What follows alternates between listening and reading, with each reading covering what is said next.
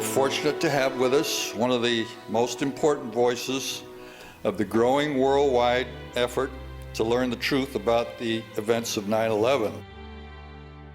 Among her other contributions, Barbara Honegger is the visionary artist behind both the Boston Tea Party for 9/11 Truth and the Third Beam, which symbolized Building 7 that she organized in New York City on the 9th anniversary of 9/11.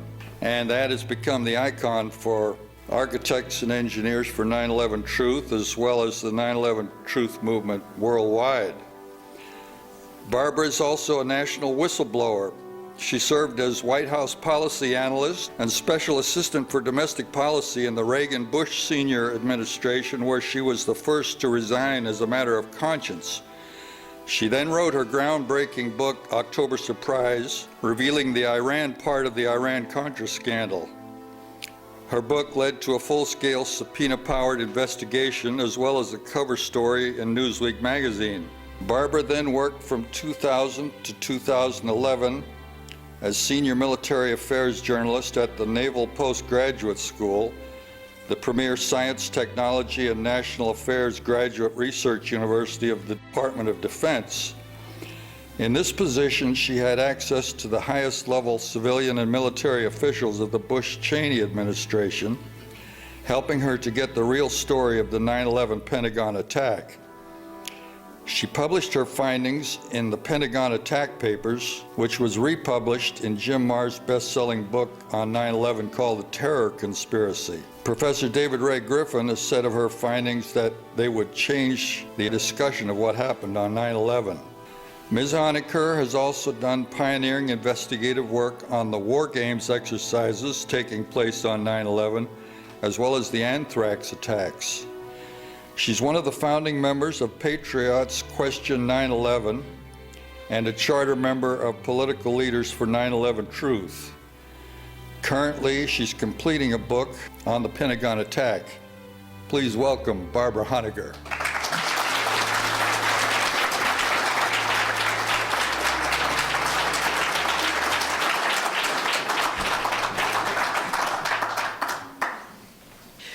Thank you so much for coming out. It's a really great turnout. I'm pleased. It's wonderful to be in Seattle. I've never been in Seattle before. I actually saw Mount Rainier with hardly a cloud on it yesterday. And I was told that I would never be able to see Mount Rainier without a cloud, so I considered that a good sign for tonight. The title of my talk is Behind the Smoke Curtain, which I believe will also be the title of my book, which I hope will be out this coming March, in a couple of months. And I'm going to self-publish it, and it will be available on Amazon.com. The alternative title for my talk is, or Everything You Think You Probably Know About the Pentagon Attack Is Wrong. And that would be even for people who have been members of the 9/11 Truth movement for quite a while. I would be interested to know, show of hands if you're not too shy, how many people have already investigated 9/11 or consider yourselves 9/11 Truth people? Oh. About a third of the audience. That's wonderful. So what that means is 2/3 of the audience is here to be informed, and that's also wonderful. I congratulate you. The reason I have this slide up is because for those of you who are members of the 9/11 Truth movement and already believe you know about the Pentagon attack, I wanted to put these next two slides up so that you understand that even though what you're about to hear is not what you think happened at the Pentagon, this presentation, the information in it, has already been seen and reviewed by the world leaders of the 9/11 Truth movement, who have these rather phenomenal feedback about this presentation. So the bottom line is it's safe to open your mind about what you're about to hear. And here's some more amazing work, truly historic. So, what happened at the Pentagon and didn't, and why it matters so terribly much for our future. 1 year before 9/11, on September 11th, the year 2000, the neocon organization that called themselves Project for a New American Century, or you may have heard the acronym PNAC or PNAC, actually called in one of their publications for a new Pearl Harbor. This famous quote is from the Project for New American Century manifesto from page 51.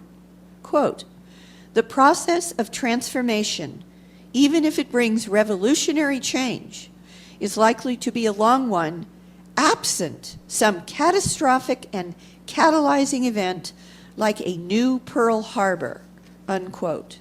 As the Project for New American Century manifesto was being published, this offer was made to producer Aaron Russo a full year before 9/11. In September of 2000, Nicholas Rockefeller, of the Rockefeller family who built the Twin Towers, told Russo, quote, "There's going to be an event, and out of that event, we're going to invade Afghanistan. So we can run pipelines through the Caspian Sea, so we can go into Iraq, so we can take the oil, so we can establish bases in the Middle East to make the Middle East part of the New World Order." And then he says, "In my relationships with some of these people, the Rockefellers, the Council on Foreign Relations, etc., in my relationships with some of these people, I can tell you that is as evil as it gets." That's Aaron Russo. If he joined them, Russo was told, he would, quote, "be spared the police state measures, the domestic surveillance state measures, that would be imposed on the rest of the American public," that means you, "after, quote, the event," unquote, happened. This is a year before 9/11. And you can see this statement by Aaron Russo on a video on the net. The Project for New American Century neocons prepared the ground for 9/11 so it would be seen as a surprise attack, which it wasn't, and for the chorus of Pearl Harbor, Pearl Harbor, New Pearl Harbor on September 11th. In the months leading up to the 9/11 attacks, Secretary of Defense Rumsfeld gave out literally hundreds, if not thousands, of copies of neocon Roberta Wohlstetter's 1962 book on Pearl Harbor, a book which pushed the false surprise attack and intelligence failures official line of the original Pearl Harbor attack. She was the wife of neocon godfather, who was Deputy Secretary of Defense Wolfowitz's personal mentor, Richard Pearl's father-in-law, and Zionist passionate war hawk Albert Wohlstetter. The movie Pearl Harbor hit theaters in late May of 2001 using real Navy ships that were arranged with the Navy by the Navy's man in Hollywood, who was on deck to assure so-called historical accuracy and pyrotechnic special effect. Only an attack on an iconic national military facility, however, could give them their new Pearl Harbor. Just think about it. Even though on 9/11 the World Trade Center attacks were more spectacular, for sure, and they were the first attacks, the World Trade Center Towers 1 and 2, they would have been likely seen, in my opinion, as just a very much bigger World Trade Center 93 or a much bigger Oklahoma City. But both of those attacks had already been handled by the civilian courts. And these people did not want the 9/11 attacks to be viewed as a bigger Oklahoma City or a bigger World Trade Center 93. They wanted them to be viewed as a new Pearl Harbor, which required an attack on something like the iconic military facility at Pearl Harbor, and that iconic military facility was the Pentagon.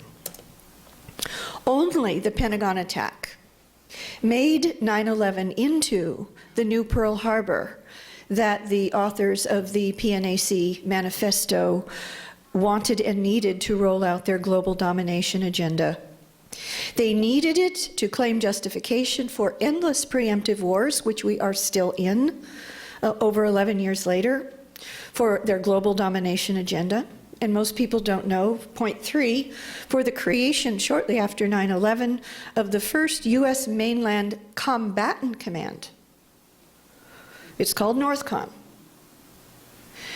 And what that means is, if you recall, that the Bush-Cheney administration very much wanted and said that the entire world, meaning including the mainland United States, your homeland, was now part of the global battlefield. And in order to make it literally a battlefield, they had to, for the first time, create a combatant command over mainland United States called NORTHCOM. It also enabled the new Pearl Harbor attack on the Pentagon, in addition, of course, to the other attacks of 9/11, but it was the key one, is what I'm arguing, enabled the Bush-Cheney administration to bypass on 9/11 and before 9/11, there was joint authority over NORAD's response, over the jets that were so late in responding to all of the attacks on 9/11. Took an hour and 15 minutes, which was absurd. On and before 9/11, the decisions as to NORAD responses were actually the joint authority of the US President and the Canadian Prime Minister. So once NORTHCOM was created, they separated out the decision-making, the unilateral decision-making authority of the US President over those kinds of responses. Also, of course, the 9/11, and in particular, the Pentagon made it into the new Pearl Harbor, justified, they claimed, their domestic surveillance state that we are still within. And they enabled Bush Jr., President George W. Bush, to continually evoke Article 2 of the Constitution, his so-called commander-in-chief powers, which he did, and members of his administration did over and over, repeatedly, to justify violation of our Bill of Rights, of US federal law, of international law, and even Nuremberg principles. Bush even said that it was the Pentagon attack that made it war in his mind. And a new Pearl Harbor. In his memoir, which has been published, his book, and in his speeches after his memoir was published, he said that it was after the World Trade Center 1 hit, he thought it was due to it just being a terrible pilot, that is an accident. He said, in print, that when he was told of the second hit, presumably we are told when Andrew Card whispered in his ear, "America's under attack," even then he didn't think we were at war, not per se. He said in his memoirs and his speeches after his memoirs were published that it was with the Pentagon attack that he knew we were at war. And you had to be able to sell to the American public in the world that we were at war in order to justify all these horrendous actions in the name of the 9/11 line. Bush wrote in his diary on September 11th, quote, "The Pearl Harbor of the 21st century took place today," unquote. Because the Pentagon attack had, therefore, to succeed, to affect us being at war, to affect the new Pearl Harbor, and to get their global domination agenda and surveillance state, they couldn't rely upon mere hijackers, no matter who they were, even if there were any. They had to control the operation. And in order to control it, they had to execute it, and only pre-placed explosives, both at the World Trade Center, as David Ray Griffin and Richard Gage and Niels Harrit and Professor Stephen Jones and many others have proven, is the real story at the World Trade Center, both World Trade Centers Towers 1 and 2, with plane approaches and impacts as the mere cover cause, so that it was apparent that the buildings it would be apparent that the buildings came down to the uninitiated because of the planes' impacts and the fires.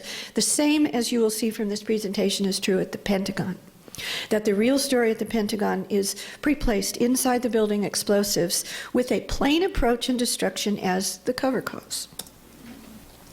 To get their new Pearl Harbor, the Project for New American Century neocon signatories, in order to be certain that they had it, they had to steal the 2000 election. And they did that in Florida, where Bush's brother was governor, Jeb Bush. A Project for New American Century signatory. Bush v. Gore was argued by none other than Ted Olson, whose wife Barbara's, we now know, non-existent alleged cell phone calls from the alleged Pentagon plane Flight 77 were the source, the most important source for the claim that the alleged Pentagon plane hijacker story, that there were hijackers on that plane. And without that story, there is zero evidence that Flight 77 even returned east, even if it was Flight 77, as you'll see, that left Dulles Airport to begin with. And the entire official story of the Pentagon attack falls apart. And in case you question that the cell phone calls of Barbara Olson from Flight 77 have been deemed non-existent, that is now the official position of the FBI in the Moussaoui trial, of the Pentagon, and of American Airlines. It's per David Ray Griffin. Bush planned on being a, quote, war president, unquote, before he even ran for the office of president. He said so. With Bush's election, the Project for New American Century signatories then became the U.S. government. You will see that in the next slide, which I will not be able to read because it goes on in fine print forever, of all the PNAC signatories and participants. There were two levels, signatories and participants, who actually became the United States government. Once in power, however, only the Pentagon attack guaranteed Bush and the Project for New American Century signatory and participants, Bush becoming a war president, and they're getting their new Pearl Harbor to roll out their global domination and domestic surveillance state agenda. Now, these are just, if you could read this, and this will be in my book, all of this, but following the theft of the 2000 election, and by the way, Bush v. Gore was decided by the Supreme Court completely unconstitutionally, because the Constitution makes explicitly clear that in the case of a contested presidential election, that the House of Representatives makes the decision, not the Supreme Court. So following the theft of the 2000 election, the Project for New American Century Manifesto signatories and participants literally became the U.S. government, uniquely with the motive, means, opportunity, and access to effect their new Pearl Harbor in the attacks of 9/11. And what you can barely see here are, this is name after name after name of the individuals who were PNAC manifesto signatories and participants, and their absolutely top positions in the federal government once the election was stolen. Only the Pentagon attack enabled "We are at war," which you notice this is from immediately after 9/11. This is the National Security Agency, NSA General Zahner, who was the head of their Signals Intelligence Directorate. And they apparently expected something to happen because they whipped out this "We are at war" immediately after the attacks. Zahner was in charge of the NSA unit that surveilled calls to and from, and I put Al-Qaeda in quotes, Al-Qaeda's Global Communications Center in Yemen for a minimum of a year and a half before 9/11. They knew exactly what was coming down. The new Pearl Harbor and war memes were pushed by the mainstream media as the attacks were literally in progress, before either of the towers fell in New York and they were smoking. This is just one example, but there are dozens. As the attacks were unfolding, the BBC in London began playing clips from Pearl Harbor. Tom Brokaw, NBC Today show, as the attacks were unfolding in New York, said, "There's been a declaration of war by terrorists. This is the most serious attack on the U.S. since Pearl Harbor." Time magazine, in its special September 2001 9/11 issue, said, quote, "What's needed in response to 9/11 is a unifying Pearl Harbor sort of purple American fury, a ruthless indignation that doesn't leak away in just a week or two," unquote. Pearl Harbor was mentioned, war was mentioned by the mainstream media. 9/11 was clearly designed using the original Pearl Harbor attacks as its template. So what did the new Pearl Harbor insider script require the appearance of in the actual execution of the attacks of 9/11? They had to appear to be surprise attacks. They had to appear to be kamikaze pilot attacks, with planes this time used as weapons on buildings instead of ships. Both the original Pearl Harbor and 9/11 attacks were in the morning. There needed to be a critical mass of innocent deaths. The next slide after this one is truly chilling. Condoleezza Rice, the National Security Advisor, and Bush both said immediately after the attacks they just couldn't imagine planes having ever been used as weapons in a kamikaze-like attack. Well, she is a historian, and a kamikaze attack triggered U.S. participation in World War II. It is, I simply can't imagine that Condoleezza Rice couldn't imagine. And Condoleezza Rice and Philip Zelikow, who became the executive director of the 9/11 Commission cover-up inquiry, and I put inquiry in quotes, were members of Bush Sr.'s A-team when he was president. They had co-published a book. They served on, as I mentioned, Bush Sr.'s National Security Council together, and Zelikow became her top aide plenipotentiary at the State Department when she moved to the State Department. And Zelikow, not surprisingly, in his own bio, states that he is an expert on creating public myths, you can read that as lies, and maintaining public presumptions about those lies, and call that cover-ups. He, Zelikow, was effectively the sole author of the 9/11 Commission report. He wrote its detailed outline before this so-called investigation even began, and Zelikow authored the Bush Doctrine for Unilateral Preemptive War under Condoleezza Rice at the State Department. I also interviewed Richard Clarke, who was the so-called counterterrorism czar in the Bush Jr. Cheney White House. I interviewed him when I was at the Naval Postgraduate School, and he told me in an article that was actually, I published it on a DoD website online, that, quote, the White House approved all major exercise scenarios in advance. Now, the White House can only mean the National Security Council. And or Vice President Cheney. And the National Security Council was headed by Condoleezza Rice, and the counterterrorism czar was Mr. Clarke himself. So what does that mean? I was the original researcher who uncovered the reality of and the importance of as the modus operandi for the planning, execution, and cover-up of the real inside perpetrator attack of 9/11, that at the center of that were military exercises that were taking place on the morning of 9/11 itself that were on hijack scenarios. So what we're saying here is that Richard Clarke himself, the White House counterterrorism czar before and on 9/11, told me personally, and I have published it on a DoD website, that he and Condoleezza Rice knew of and pre-approved the hijack scenario exercises taking place before and on 9/11. To succeed, the real inside job 9/11 PSYOP required a critical mass of innocent deaths. Believe it or not, after the World Trade Center attack in 1993 that killed, I believe, 5 people and injured about 1,000, federal agents were heard to say by reporter Stephen Emerson that, quote, there had not been enough deaths this time. After the 1993 World Trade Center attacks, also, most people don't know this, but the World Trade Center towers' roof doors were locked, ordered locked, by official New York City policy. So that on 9/11, it happened, because of that, that the innocent victims above the impact zones were trapped, terrorized, and killed. They had no way to escape. Except to jump. And even the New York Times published that I believe 105 victims had gotten right up to the door, where in 1993 they were able to go onto the roof, but they were blocked.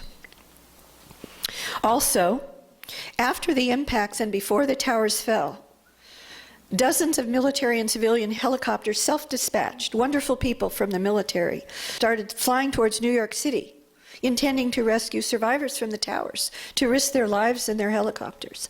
They were ordered to go to a nearby military base so that they could not respond. On 9/11, 2 World Trade Center tower attacks, 15 minutes apart, of course, ensured the maximum PSYOP, ensured this maximum live audience for the second World Trade Center hit and the towers collapse. After the 9/11 attacks, Paul Wolfowitz, who was a top signatory and participant in the Project for New American Century manifesto, published exactly a year before 9/11, and was Deputy Secretary of Defense on 9/11, immediately under Donald Rumsfeld at the Pentagon, he actually had this to say about the critical mass of deaths in the 9/11 attacks. This is after 9/11 now. He predicted, before the final numbers were in, that the 9/11 attacks would soon be found to have resulted in a, quote, greater number of American deaths than any single day in U.S. history since the Civil War, more than any single day in World War I and World War II. And that Americans would now be willing to sacrifice their lives in great numbers for the cause of defeating terrorism, the so-called global war on terrorism. And quoted Winston Churchill, quote, America is like a great boiler. Once it gets fired up, the energy it generates is enormous. This was then echoed by Newsweek magazine immediately after, quote, more people were killed by the alleged suicide hijackers last week than the number of American soldiers killed in the entire American Revolution, or at Antietam, the bloodiest one-day battle of the Civil War, or at Pearl Harbor, or on D-Day. And locking the roof doors ensured that. Zbigniew Brzezinski stated the number killed on 9/11 for added effect. Quote, it, meaning 9/11, is more murderous even than Pearl Harbor, and the psychological impact is the same, unquote. But none of any of this would have succeeded without the Pentagon attack. So, proving its official story a lie, as Richard Gage and David Ray Griffin and so many others have proven for the World Trade Center attacks, to prove that the Pentagon attack official story is a lie is so extremely important. So what is the evidence that a 757, which Flight 77, according to the official story, was, did not hit the Pentagon at the alleged impact point, which was in Wedge 1, and I will show you a diagram of the Pentagon in a moment to show you exactly what the official story claims, and did not hit at what the official story says was the alleged impact time of Flight 77, which according to the official story was 9:37 and 46 seconds. So it's almost 9:38. When we prove this, we prove that the official Pentagon story is a lie. First, so what didn't happen at the Pentagon? We're going to go over this very quickly because the meat of my presentation is what I've discovered did happen there. So first, what didn't happen at the Pentagon? Well, what didn't happen at the Pentagon is what the government says happened, is what the 9/11 Commission report says happened, which Professor Griffin has called a 571-page lie, which it is.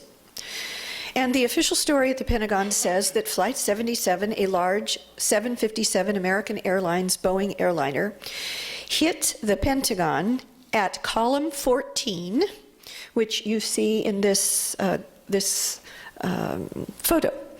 And this is actually a photo that was published on the Pentagon's own website. You see their logo up at the left. Immediately after 9/11, at either the first or the second press conference held in the Pentagon itself, right after the attacks.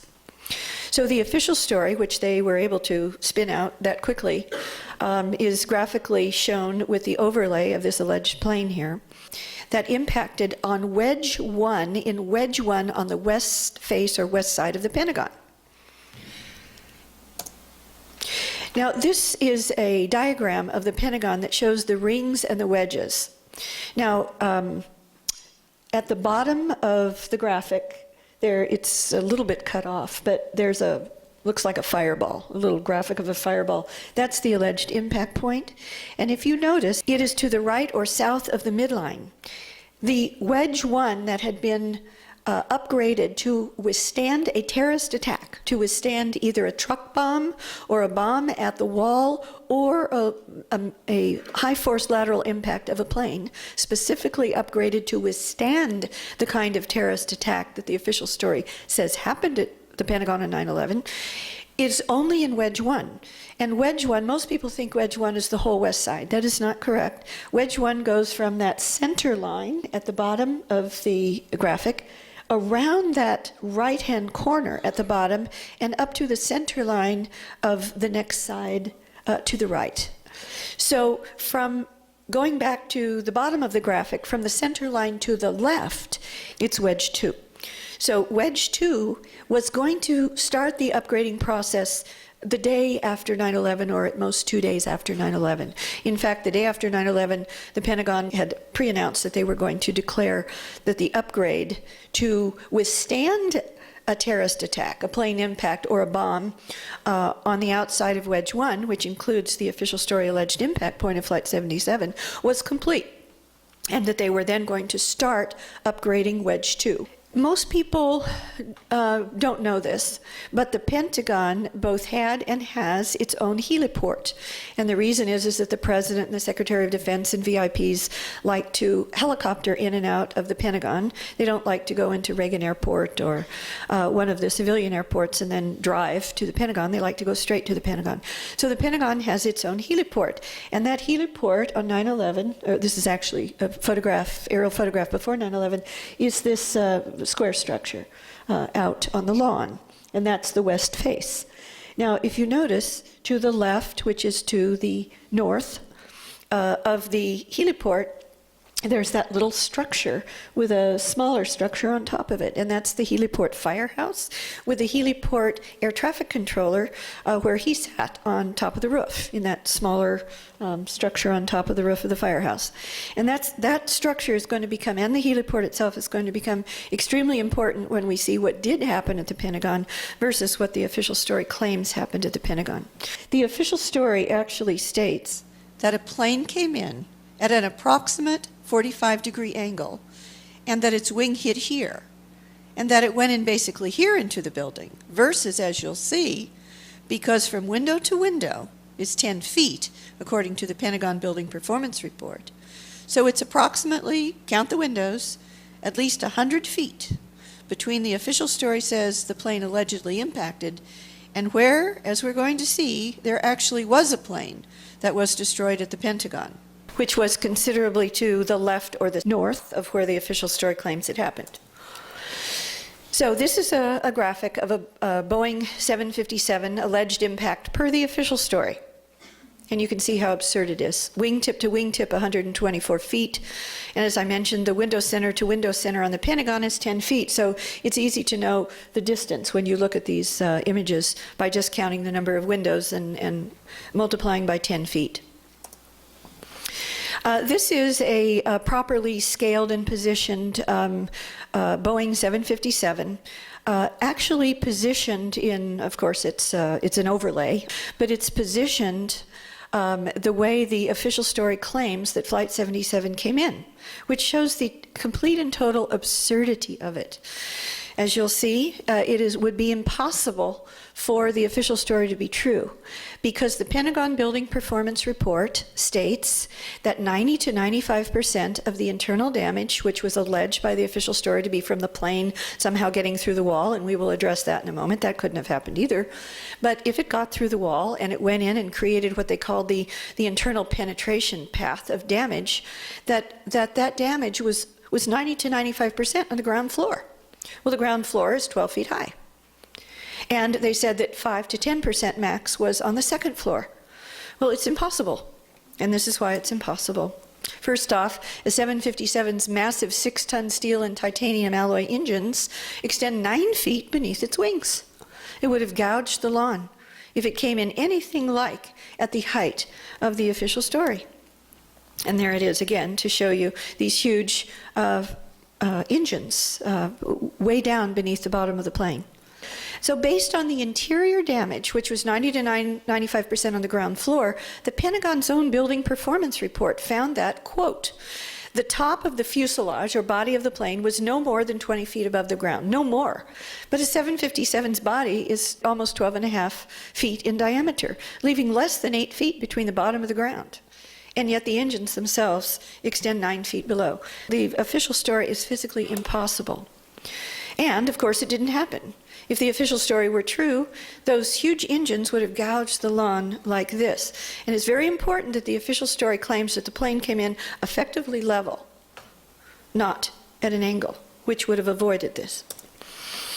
Instead, the lawn outside the official story alleged impact point, and this is a very famous photograph that almost everyone in the 9/11 truth movement has wrongly used as evidence that no plane was destroyed at the Pentagon.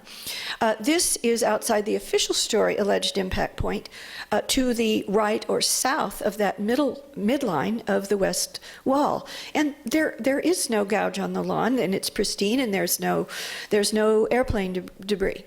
And for this reason, many people in the 9/11 Truth Movement used this photograph and others like it to allegedly prove that there was no plane that was destroyed at the Pentagon, but that's not correct.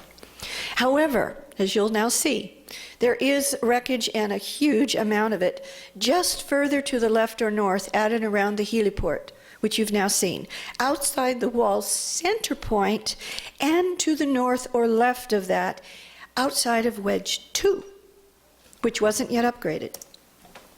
So this is just to remind you again that you're going to see the damage that I'm about to show you the photographs of is just to the right of that little the firehouse building with the heliport air traffic controls lookout above it. And that's what you're about to see.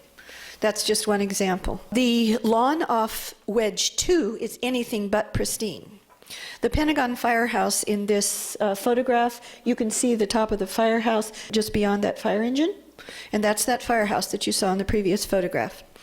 2 heliport firefighters who were on duty in that little firehouse that morning of 9/11, because, most people don't know this, President Bush, before the attacks, was pre-scheduled to arrive by helicopter at the Pentagon heliport around noon, between noon and 12:30. So they were getting ready for that, and he had, just before what I'm about to show you happened, the firefighter Alan Wallace had backed that fire truck out of the firehouse and parked it with its back to the wall, perpendicular to the wall. All of this is to the left or the north of the line demarcating Wedge 1 to Wedge 2. So considerably north, between 120 and 150 feet north of where the official story says Flight 77, as you will see, didn't even come close to the building for another 5 minutes and 16 seconds, as we'll see. And we're getting into the proof of the timing. On the left in this photograph is the clock from that heliport firehouse. It was stopped by some violent event at 9:32 and 30 seconds. And guess what? That clock has been preserved, stopped at that very time in the Smithsonian Institution's official 9/11 exhibit, which you see here. The clock is on the flat table. It's the third object from the left, just to the left of Ted Olson's phone, in which he allegedly received calls from his wife Barbara from the Pentagon plane, which the Pentagon, the FBI, and American Airlines all say that it's a lie that that phone was ever used to talk to his wife. So the burning question before us, and this was the question I asked myself over this past year: what violent event, because it had to be a violent event of some kind, at or near the heliport, where heliport firefighter Alan Wallace had just backed one of the heliport fire trucks out in preparation for President Bush's expected arrival. What was it that stopped the heliport firehouse clock at 9:32 and 30 seconds? Especially when the official story claims that Flight 77 was miles and miles still outside of Washington, D.C., and wouldn't even approach the building for 5 minutes and 16 more seconds at almost 9:38, technically at 9:37 and 46 seconds. What stopped the heliport clock? Multiple witnesses state that at 9:32 and 30 seconds, now they don't give the time, you infer that from the combination of the converging evidence of the witnesses' testimony that I'm giving you now and the stop clock at the heliport. Multiple witnesses, including those 2 firefighters from the heliport firehouse itself, state that a white low-flying plane, and if it's a white plane, it cannot be any American airline, civilian airliner, which are polished aluminum, so they're silvery. They're definitely not seen as white. But all these witnesses were very clear that it was a white low-flying plane approached the Pentagon on a south path. In other words, south of that center line, to the right of that center line, coming in at a diagonal, south of Navy Annex path, and hit, dragged, or scraped. As you'll see, they used those different words, but for the same event. Hit, dragged, scraped its left wing at or near the helipad, just before bursting into an immense fireball. And as I mentioned, as American Airlines bodies are polished silvery aluminum, this plane simply could not have been Flight 77, an American Airlines polished aluminum body. Witness Jim Sutherland saw a white twin-engine plane with multicolored horizontal stripes flying an estimated 50 feet, he believed, above I-395 in an almost straight line approach towards the building on a south path. Pentagon heliport firefighters, as we've already seen, their names are Alan Wallace and Mark Skipper, are direct witnesses to a white plane approaching the heliport and exploding into a massive fireball near the firehouse, which would have killed them had they not noticed it at the last second and literally run. One of them, Alan Wallace, ran away as he saw it coming in. He thought maybe 200 and 250 feet from him, which is difficult to estimate because it was coming right at him, to his left.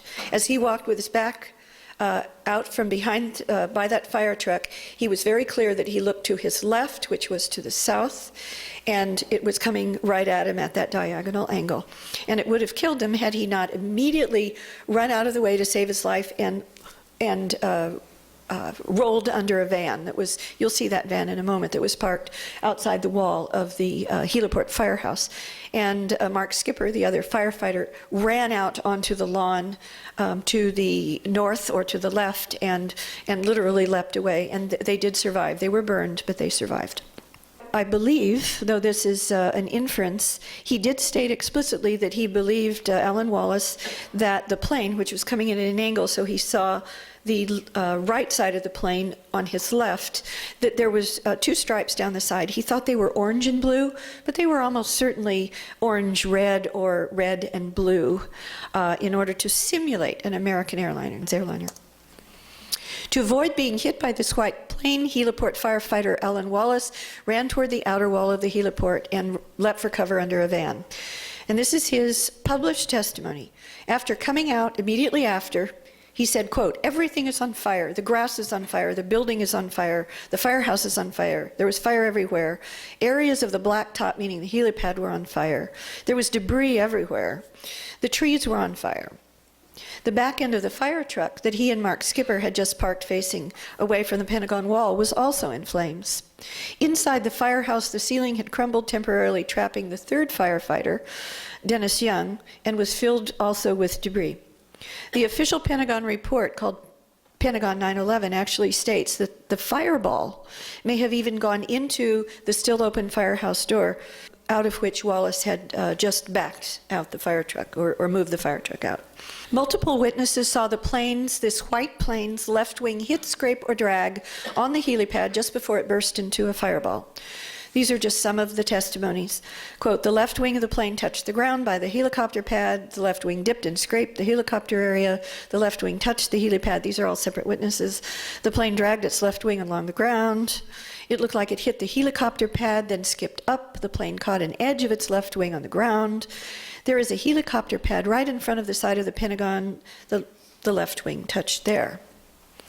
After the fireball, there was suddenly what one witness called literally millions of small pieces of debris, which I think that the evidence shows is this wreckage of this plane, pieces at and around the Pentagon heliport. Now, this is anything but a pristine lawn. This is also well to the north, between 120 and 150 feet north or to the left of the alleged impact point of Flight 77, further south.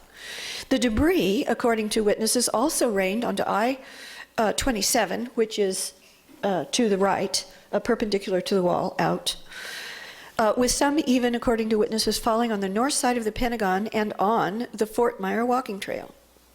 This is completely different from the official account. One of the witnesses, Penny Eglis, claimed that she also saw a white, she was very certain, white, low-flying, south-approaching plane, the above piece from which, she said, actually fell through her car's sunroof. The inside surface of this piece of evidence is dark red, which is nothing at all like the light green on the inner surface of the body of civilian airliners like American Airlines 757s. It looks like a kind of graphite material, which may actually be similar or identical to the material used to stealth military planes. Former NSA, National Security Agency, and military electronics expert Dennis Semino has told me that he believes this piece is from the wing or stabilizer of a fiberglass drone that was shaped and painted to simulate an American Airlines plane, and that the fiberglass would shatter upon impact into these many pieces that you actually see. Here's another photograph, firemen walking off the edge of the helipad towards the Pentagon wall. Some of the witnesses actually referred to this debris wreckage as like confetti. There were some large pieces, however. Workers walking over the wreckage between the helipad and the Pentagon wall. The closer you get to the wall, the more of this wreckage debris there is. This is a very important photograph. It's looking south towards the E-rings collapse zone. So you can see where the wall has collapsed over the alleged impact point of Flight 77, much further south. And the Pentagon firehouse is then to the left off the edge of the photo. So you're looking at something in the middle now between the firehouse on the left and the alleged impact point of Flight 77 on the right. And if it's not too difficult to see where the pristine lawn begins. So the pristine lawn, you saw in that earlier photograph that members of the 9/11 Truth Movement have been for 10 years or more citing as proof that there was no plane destruction at the Pentagon, is way off to the south. And all of this destruction that they don't show you for whatever reason, inadvertent or otherwise, is further north. And here's more confetti-like wreckage in the distance beyond this large piece. There are some large pieces, which itself is right next to the helipad. And this is incredible. When I discovered this past year, it was quite a shock. There was not just a white plane that came in on a south path, a diagonal south path, at 9:32 and 30 seconds, and was destroyed there in some way without, I believe, hitting the wall, because there is no evidence that it actually hit the wall. It was somehow destroyed, and we're about to see how I believe it was destroyed without hitting the wall a split second later. There was not just a white plane there. At the helipad, there was also a helicopter, a military helicopter at the helipad. It had arrived at the helipad 4 minutes and 42 seconds just before this white plane flew in and exploded in a fireball. And this is amazing. Lifted off only 3 seconds before the white plane exploded exactly there. And how do we know that? We know that from this record. This is the record from the Reagan National Airport for the MC, and that, I believe, stands for a Marine Corps MC helicopter at the Pentagon heliport, showing its arrival. And because this was by radar from Reagan Airport, the arrival meant it had descended below the radar floor, which was about 100 feet, and that was at 9:27 and 51 seconds, and it then returned above 100 feet to radar visibility at 9:32 and 33 seconds. And we saw that the Pentagon clock, the Pentagon heliport clock, firehouse clock, was stopped only 3 seconds before that at 9:32 and 30 seconds. So I believe, although it is an inference, that that helicopter somehow destroyed that plane. As we will see in more detail at the end of this presentation, where we get into the evidence for who planned and oversaw the real insider plot of 9/11, I do not believe it is a mere coincidence that the defense contractor company of the Pentagon's own chief financial officer on 9/11, Dov Zakheim, was the manufacturer of a special proprietary system for remote controlling drone aircraft and for destroying drones that were used in military exercises at the terminal phase of those exercises. The near simultaneity of the helicopter liftoff within seconds, literally, it had to take a few seconds to get up so that it would avoid being hit by the plane itself, and then could have destroyed the plane by a missile.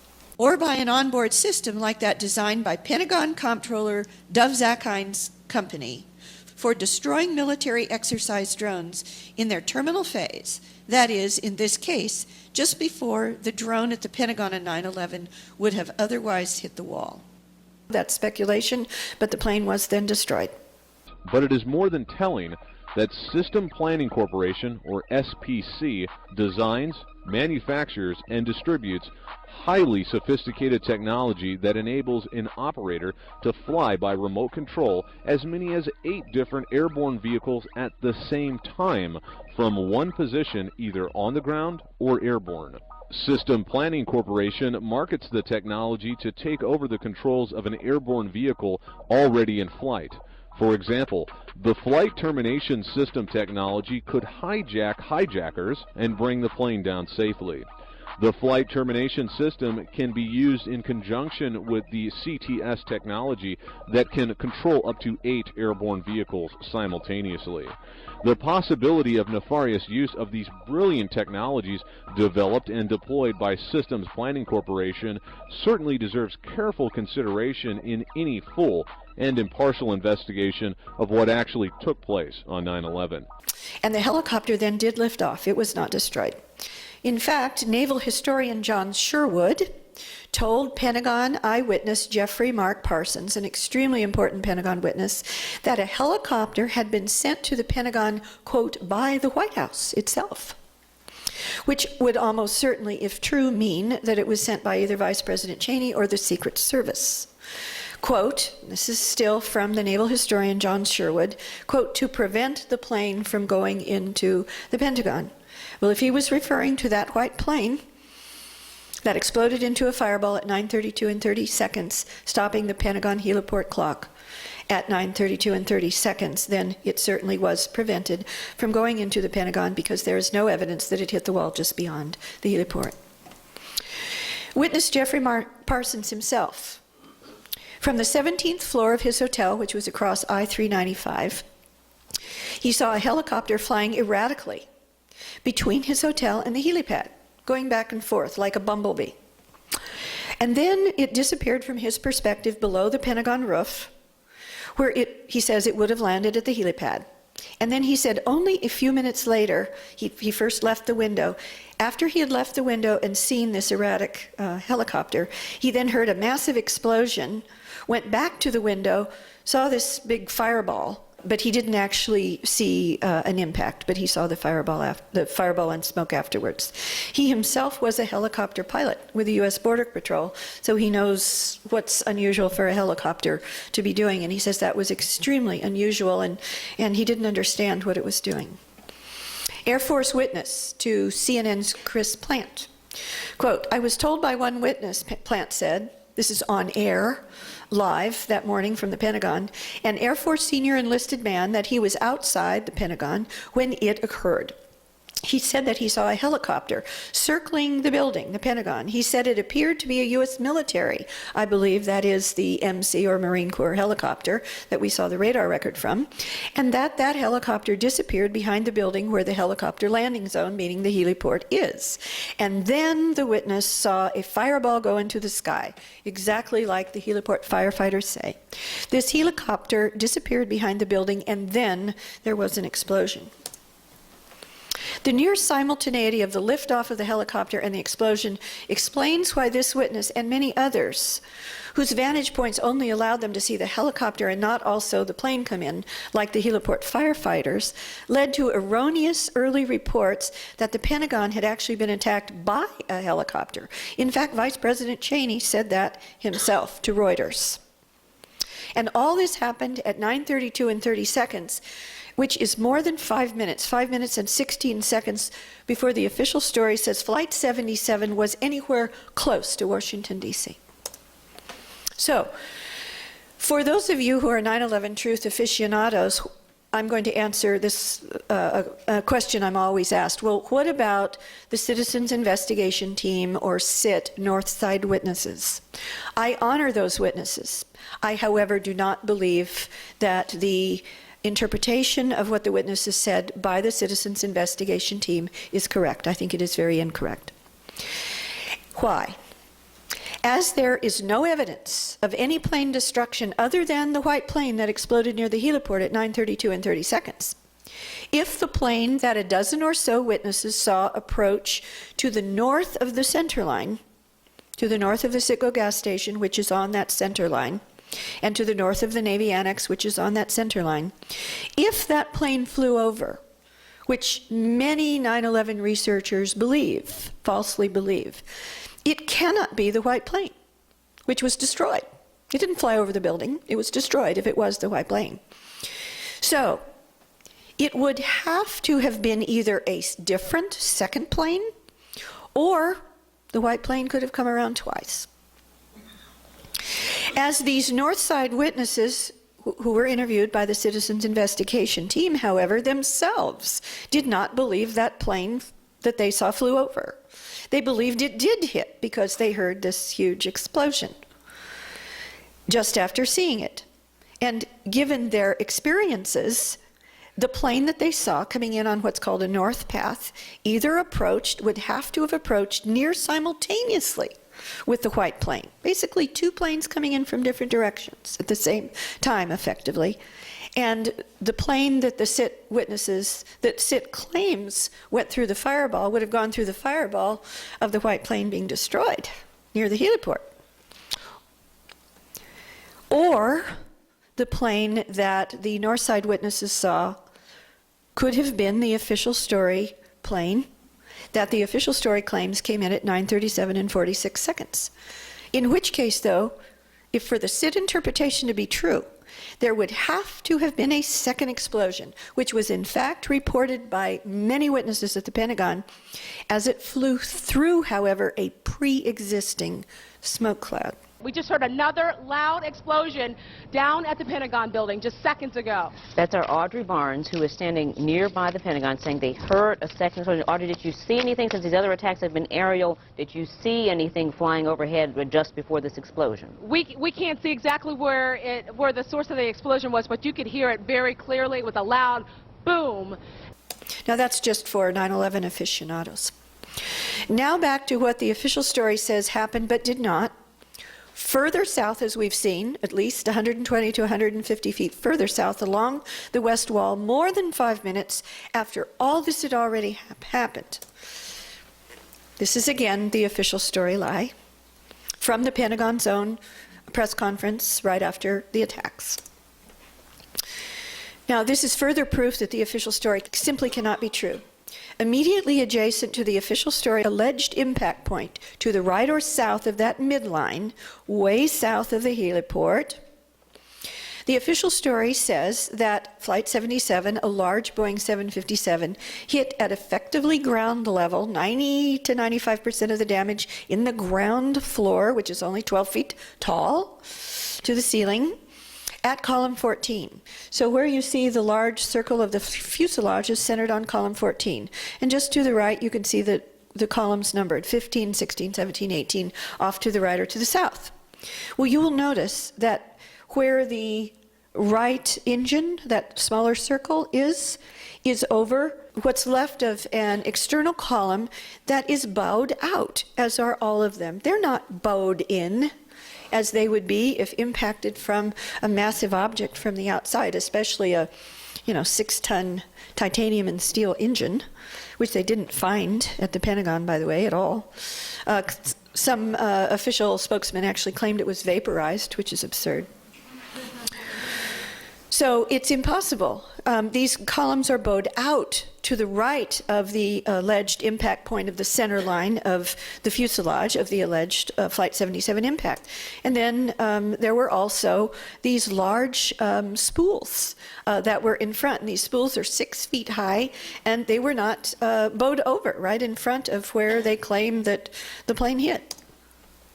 And then this is a photograph to the left of the alleged impact point, which is at that red dot.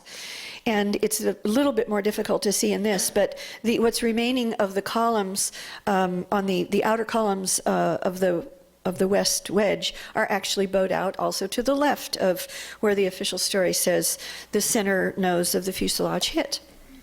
Okay, and then also a ground effect. This is all the evidence that the official story, in addition to what I've uncovered is what actually did happen, that the official story did not happen as the government says it did. The ground effect makes a 757 impact into the first floor effectively level, the official story says, at speed aerodynamically impossible. It is physically impossible. Under these conditions, the plane could not get closer, according to pilots and aerodynamic experts, to the ground any closer than one wing length, or approximately 56 feet, which would put it between about what you see here, the 4th and 5th floors up.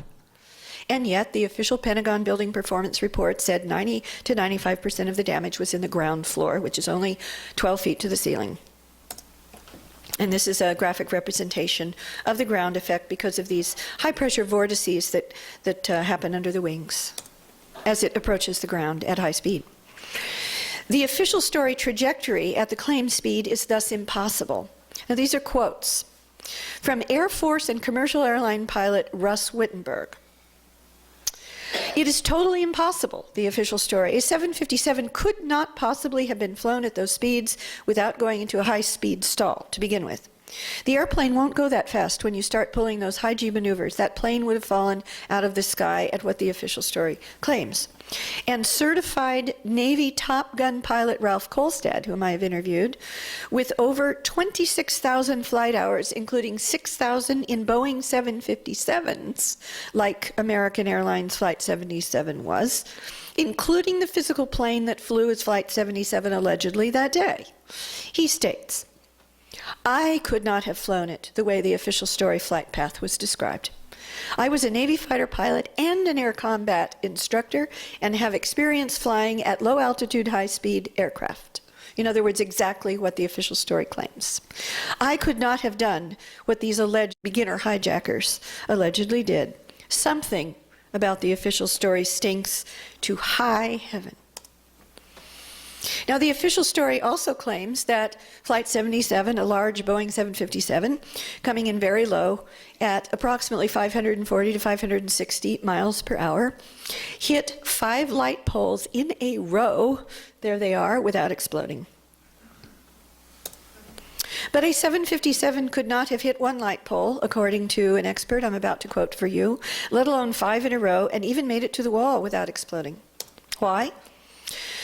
Because the official story means that a 757, Flight 77 or otherwise, would had to have had still 11,250 gallons of flammable jet fuel in its wing tanks. Most people don't know, I certainly didn't until I did this research, that the largest, or 2 of the large, almost as large as the center fuselage tank. This is a graphic from Boeing's own website of its 757 200 series, which is what Flight 77 was. And this is flammable material, the jet fuel that is located in the 2 wing tanks, including tanks off to the way tips. And experts have told me, including Ralph Kolstad, who flew this very plane, he was very clear that the fuel in the center or fuselage body tank is used up first, and the official story says that Flight 77 or a 757 went out and turned around and came back, and before it hit the Pentagon, it was only out for an hour and 17 minutes, and it would have used the fuel from the center fuselage tank, and the tanks in the wings would have been flying fuel bombs. And the official story says that the leading edge of those 2 wings that are filled still with fuel, according to the official story, hit 5 240-pound light poles like this in a row. When the impact, I found this wonderful image of a single flying bird does this to a wing. And here's an example of what a single flying goose does to the lightweight carbon fiber nose of a plane. And as I mentioned, I interviewed Ralph Kolstad, the Top Gun Navy pilot who flew the physical plane that was Flight 77 on 9/11. He said, if a 757 hit a light pole going at that high speed, it would rip open the wing, rip open the fuel tank in the wing. That wing would erupt into flames. The wings and probably the entire plane with it would have been destroyed before it could ever get to the building. When a leading edge of a wing of this jet hit just a single light pole, it sheared the wing entirely off, spilled jet fuel and wreckage over 100 feet, and crashed the plane to the ground. When the same thing happened to a large airliner, now that plane was smaller than a 757, but when the same kind of thing happened to a large airliner like Flight 77, which was in Detroit in 1987, 18 feet sheared off the left wing, which is the one that hit the light pole, when it hit two light poles, going at only 222 miles per hour, which was less than half the reported 540 to 560 miles per hour that Flight 77 was allegedly going when it allegedly hit 5 light poles in a row. And no wings or large wing pieces like this were found anywhere at or in the Pentagon. And even if Flight 77 or any large airliner had gotten through the light pole and tall 6-foot-high spools obstacle course, a plane couldn't have penetrated, I do not believe, the evidence shows, the newly hardened outer wall of the Pentagon. Wedge 1's outer wall, which you see a graphic to the right from the Pentagon Building Performance Report, how the wall had been hardened after the Oklahoma City bombings. The Pentagon decided that they wanted to harden all of its outer walls to prevent that kind of an attack on the Pentagon. And Wedge 1's outer wall, which includes where the official story says Flight 77 allegedly hit, had just been newly hardened to withstand terrorist attacks, specifically the kind that the official story says happened on 9/11. Now this very much parallels, doesn't it, the World Trade Centers? Because we know that the World Trade Center Towers 1 and 2 were specifically designed to withstand the impact of a plane like the official story says hit those buildings on 9/11. Same thing with the Pentagon, in just that wedge. Interesting, isn't it? 2 feet thick after the upgrade, steel and Kevlar mesh. So the entire wall was like a huge bomb and plane-proof vest. This is what happened to the nose of a large airliner when it hit a non-reinforced wall. Unlike the hardened wall of the Pentagon on 9/11, far thinner than the Pentagon's wall, going at a mere fraction of the speed, I believe it was 88 miles per hour, claimed for Flight 77. To summarize this part, the official story at the Pentagon on 9/11 claims that after striking 5 light poles in a row, the leading edge of the wings, and somehow making it through the newly hardened wall that was specifically re-engineered to withstand just such a terrorist attack as at the World Trade Center, without its full wing fuel tanks exploding, which Ralph Kolstad said would have happened, a 757, according to the official story, then finally did explode, but only after it was almost entirely inside the building. And that, this is the official story now, that once inside the building, after being progressively shredded and dispersed over 285 feet, going in at a diagonal 45-degree angle, that it turned into a quasi-liquid, unexploded fuel and debris slurry, and that slurry somehow magically reconstituted itself after going around all of these still standing columns into a perfectly focused cone of energy, which somehow magically cut this almost perfectly round alleged exit hole in the C-ring wall. Despite there being, according to Dwayne Dietz, former NASA Director of Research Engineering, did an analysis of this slide from the Pentagon Building Performance Report, he has shown that there isn't a single path between the official story alleged entrance point or impact point of Flight 77 and the alleged exit hole in the C-ring that does not have multiple still standing columns in the way that would have dispersed this alleged quasi-liquid slurry. Then, according to the official story, somehow made it through the 5 standing light poles without exploding the wing tanks, somehow made it through this hardened wall like a huge Kevlar vest, somehow made it into the building before some of the fuel exploding. And then this magical slurry reconstituting itself around all of these still standing columns. And then after all of that, the official story actually alleges, and this is from the Pentagon Building Performance Report again, that, believe it or not, 30 Flight 77 passenger bodies and remains were found beyond the C-ring exit hole. in the AE drive between the C and the B ring being further in towards the center than even the C ring. And by an amazing coincidence, this is a side note, but I think an important one, because it talks to the passengers. By an amazing coincidence, in the Pentagon rubble, the official story claims that there just happened to have been found 5 unidentified body remains that the government presumes were the hijackers.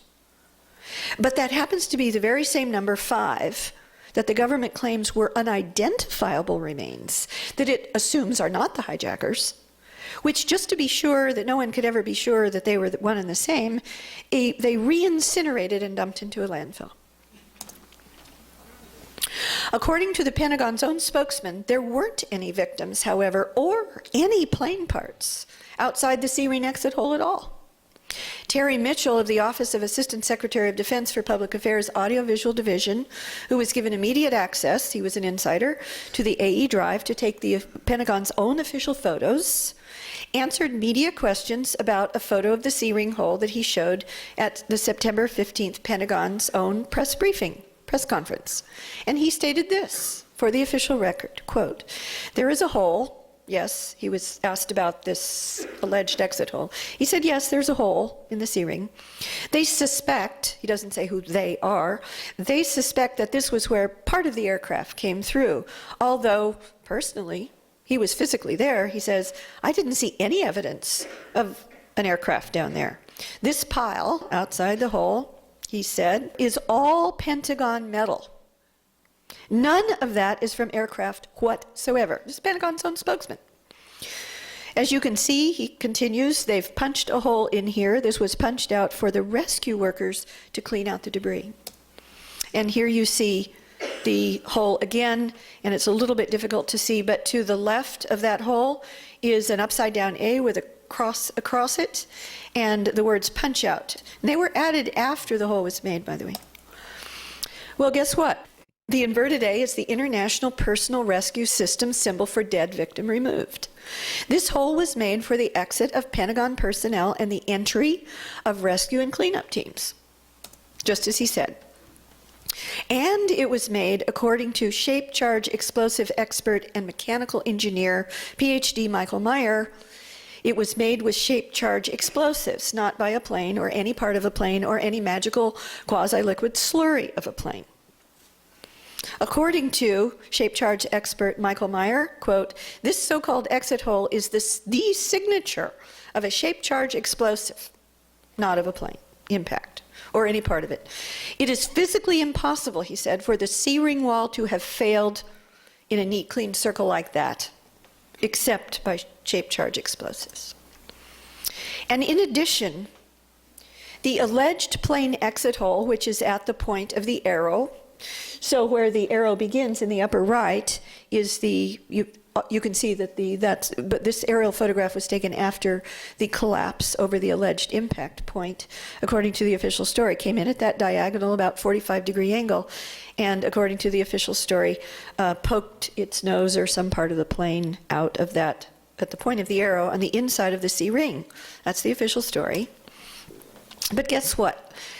I found this graphic from the Washington Post immediately after 9/11. That hole, alleged exit hole, is actually shown in the Pentagon's own data as one of 3 exit holes in this legend. It's a little bit hard to see, but it says exit holes, third up from the bottom of the legend, exit holes plural. And then on the graphic itself, the actual holes are labeled with little orange dots 1, 2, and 3, and those perfectly match with these 3 exit holes on the inside of the C-ring. Now, evidently, my pointing this out, which I've been doing for a number of years now, worried some insiders, because an alleged 9/11 truth researcher, I won't say which one, has now on his website put out this doctored diagram where he has changed the original Washington Post graphic to say that there's only a single plane exit hole. So the elephant in the room one of the big elephants in the room, not the only one, proving that the official story at the Pentagon is false, again, is time. Because we remember that the Pentagon heliport firehouse clock was stopped by the violent event there at 9:32 and 30 seconds versus the official story alleged impact time of Flight 77 of 5 minutes and 16 seconds later at almost 9:38. The official story is not only wrong, in addition, about the time of the Pentagon attack, which it claims was 9:37 and 46 seconds, but is hiding the real time of the attack for obvious reasons. Interestingly, after the attack, the Army did not know the time. The Army itself was trying to figure out when its building was attacked, let alone how. And so they asked seismologists to check the 5 closest seismic readout stations for any indication of the time of impact, as had been done for the World Trade Center towers, and Pennsylvania for that matter. And guess what? They found no above-noise seismic signal at all for the official Pentagon alleged impact time. None. 0. There was no impact signal at the Flight 77 alleged impact time at all.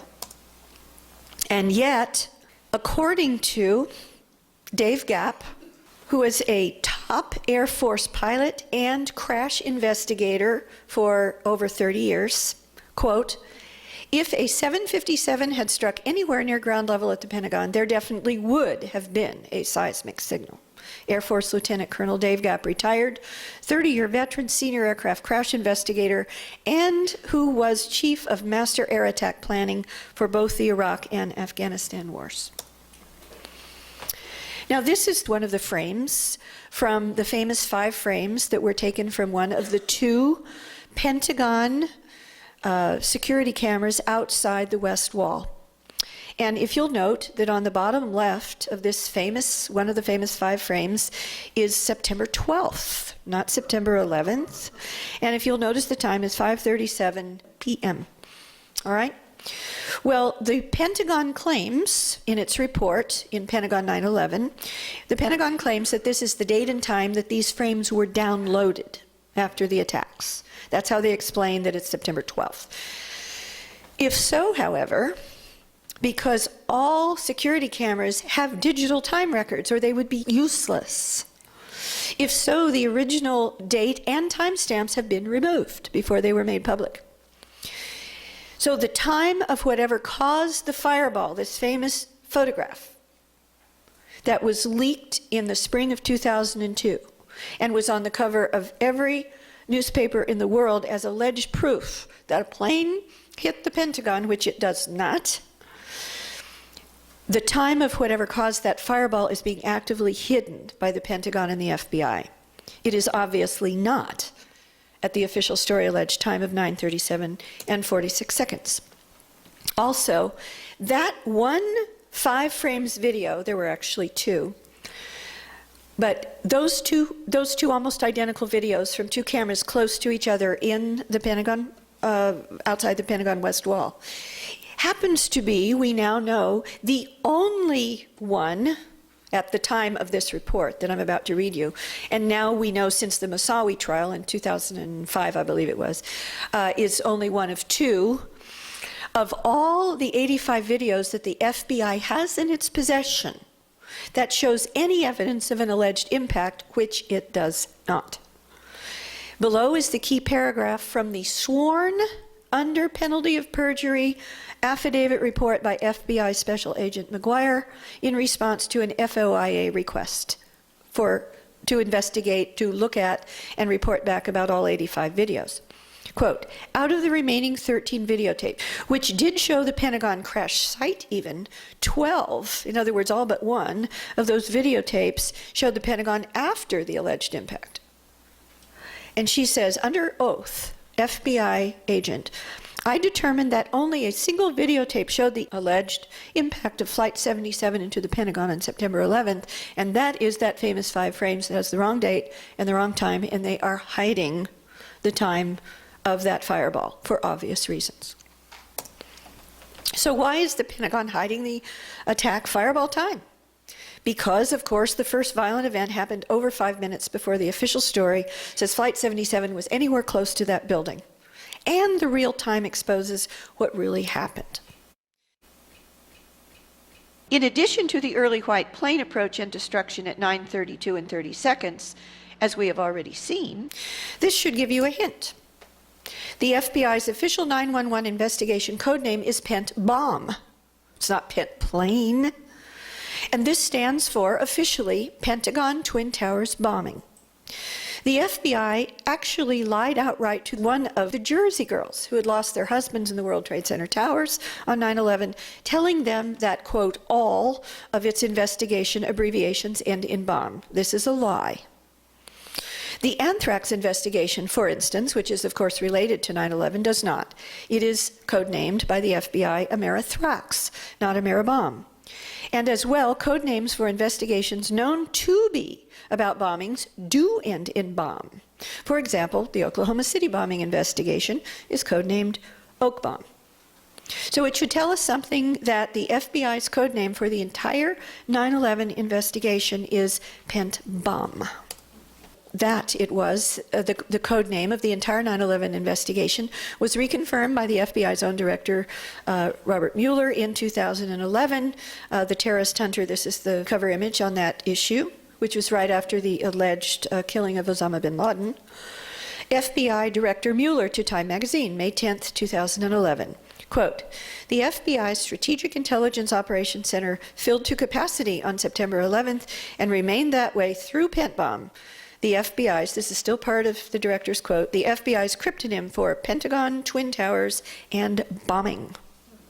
The official story states there were no bombs at the Pentagon, that there were no bombs at the World Trade Center, that there were no pre-placed explosives, nanothermite or otherwise, at the World Trade Center or at the Pentagon. The FBI knows otherwise. The real story at the Pentagon, just as at the World Trade Center, is pre-placed explosives. But before we get into this compelling evidence for inside explosives, first I want to go back to this very large elephant in the room, the real attack time. The first attack on the Pentagon, and there was more than one, was not at almost 9:38, or even the white plane explosion time of 9:32 and 30 seconds, but according to inside witnesses, just after 9:30. Wedge 2, now remember Wedge 2 was from the center line of the west wall to the left in the north, which was not yet hardened. Wedge 2 E-ring Army Specialist April Gallup, a very famous Pentagon witness, her wristwatch was stopped by a major inside explosion, she insists, just after 9:30. Now, of course, her watch may have been slightly off, in which case her watch could have been stopped by the same violent event at 9:32 and 30 seconds. However, I doubt it, because the explosions that she experienced went off inside the building and did not go through the wall.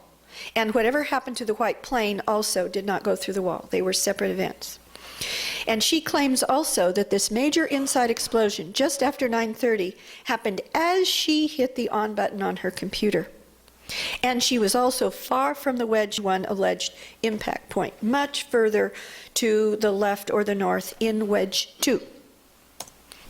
Also, when I looked at the early times of reports from presumably Pentagon sources themselves as to when the attack on the Pentagon happened, they were all, quote, about 9:30 a.m., about 9:30, USA Today, Reuters, New York Times, Frederick Freelance Star, U.S. News and World Report. And as time went by and as the official lie solidified, the times got later and later and later until the Pentagon finally settled and the 9/11 Commission report, Big Lie, settled on almost 9:38. Official testimony and records of the real early time of the Pentagon attack. White House counsel, later Attorney General Alberto Gonzales himself, stated in an official taped Navy lecture, and I have the tape, quote, the Pentagon was attacked at 9:32. The FAA official timeline says the Pentagon was attacked at 9:32. Denmark's about-to-be foreign minister Per Stig Møller says the Pentagon was attacked at between 9:32 and 9:34. If the Pentagon was really attacked, not at almost 9:38, but at a little bit after 9:32, you would expect major official reactions by the Bush-Cheney administration to happen immediately after the Pentagon attack. And that is true. There was an E-4B command and control plane circling over Washington, D.C. at 9:30. And then the Pentagon explosion happened. And then a White House evacuation happened while presumed Flight 77 was still miles and miles from Washington. The Pentagon attack triggered the White House and other federal building evacuations, which happened just after 9:32. Quote, Newsweek, at about 9:30 a.m., Secret Service men told staffers leaving, that is evacuating the White House West Wing, to run, not walk as far away as possible. Washington Post online version on the day of the attack, September 11th itself, the crash at the Pentagon triggered immediate security steps in the Washington area, including evacuation of the West Wing of the White House. It was the Pentagon attack that caused all of officialdom to finally act as if they were really being attacked, not the World Trade Center attacks. It's amazing.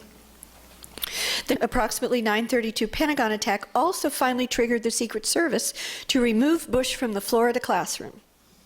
Remember, he just kept sitting there? I was watching in a split screen with Bush continuing to look at the kids reading the book on a pet goat, while on the other, innocent Americans were jumping to their deaths from the Twin Towers. After inexplicitly allowing President Bush to sit for 8 to 9 minutes in a Florida classroom, after he had already been told, according to him and Andrew Card, but we have to take their word for it, don't we, that the second World Trade Center tower had been hit and that, quote, America is under attack, Card allegedly told him in his ear, the Secret Service finally acted as if the ongoing attacks were a true emergency, but only after the Pentagon was attacked at the actual time of the attack that I'm telling you about, 9:32 and 30 seconds. Only then did they whisk Bush out of the Florida classroom. And at approximately 9:32, taking him to his limousine, which left at 9:35. In response to the actual approximate 9:32 Pentagon attack, Andrews Air Force Base went on alert, quote, between 9:30 and 9:35. Official story says Flight 77 didn't even hit the building till almost 9:38. The offer of interceptors to the Secret Service by Major Daniel Kane of Andrews Air Force Base came immediately after World Trade Center 2 was hit, was initially declined. But the Secret Service suddenly changed its mind right after the Pentagon at 9:33. White plane explodes there at 9:30 seconds earlier.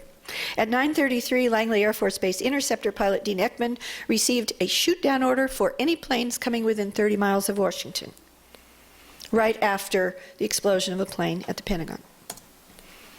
And I believe that was also after inside explosions that already happened near April Gallup's desk at about 9:30. Even in New York City, where 2 attacks on the World Trade Center towers had already happened and not yet caused a shutdown of the New York Stock Exchange. The exchange was finally shut down, according to the New York Times, at 9:32, which is a shorthand for right after 9:32 and 30 seconds. Firefighters were at the Pentagon fighting fires before the official story, almost 9:38 alleged impact time of Flight 77. And those were, of course, the Pentagon firefighters. One of them leapt under the van, the other one raced out on the lawn, and there was a third who survived the destruction inside the heliport firehouse, and they immediately started fighting fires. There wasn't any other plane approach or impact at that building at any level that could have impacted, like the white plane. Additional evidence for inside the building primary explosions at the Pentagon, similar to what you already know about pre-placed inside explosives at the World Trade Centers 1, 2, and 7. Evidence that the Wedge 1 collapse, Wedge 1 again the official story place of the alleged impact of Flight 77, evidence of the Wedge 1 collapse over the alleged plane penetration damage path on the inside of the building was in fact due to explosives. I'm about to give you that evidence, including possibly thermite.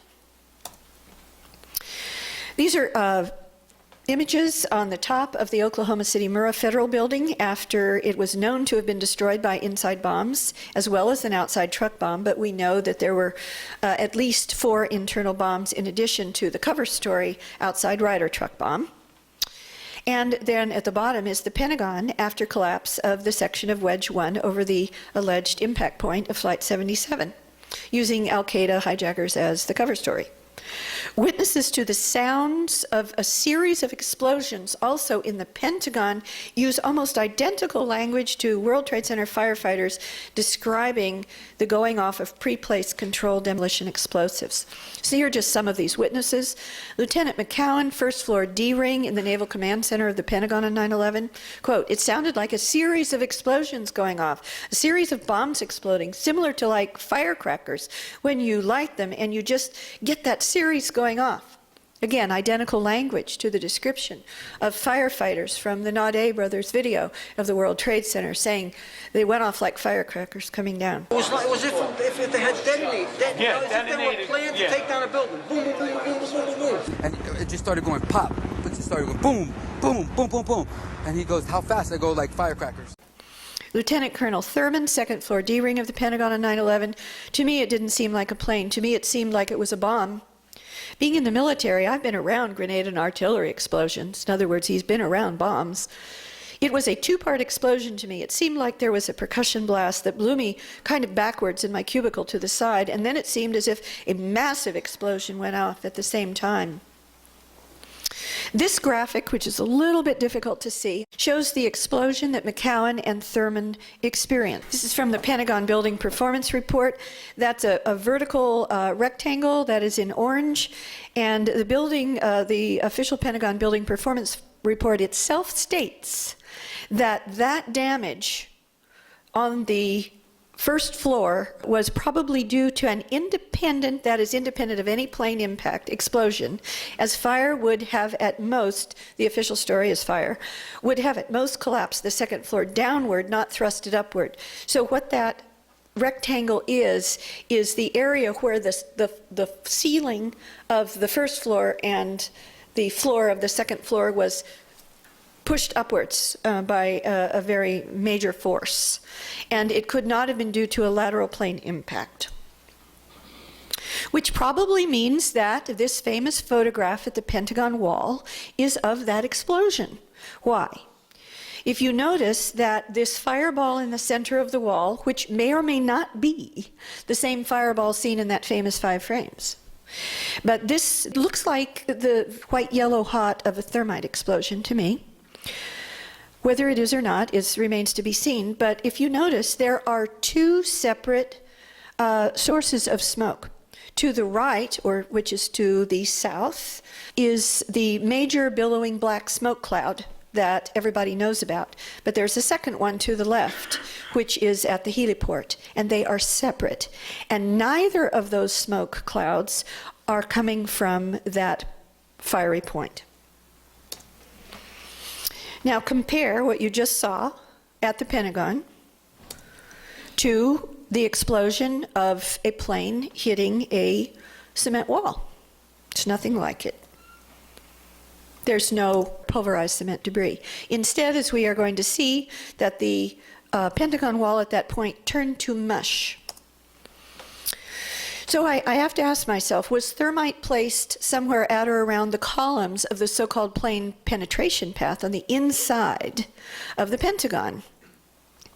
An autopsy of the concrete of the destroyed and damaged support columns on the inside of the Pentagon in the alleged internal penetration path of Flight 77 in the E-ring showed the effect of intense, concentrated, and prolonged heat that, according to the experts who analyzed it, turned some of the concrete literally to mush. And that mush had a reddish and orange tinge due, according to them, to their report, to the presence of iron. Now, we know from the analysis of Niels Harrit and Richard Gage and others at the World Trade Center, both sudden intense heat, like you saw in that fireball, that white, yellow hot fireball at the Pentagon wall, and the resultant molten iron are signatures of the reaction of thermite on steel. This is a photograph from the Pentagon Building Performance Report of what's inside the columns of the West Wedge. These are reinforced steel supports.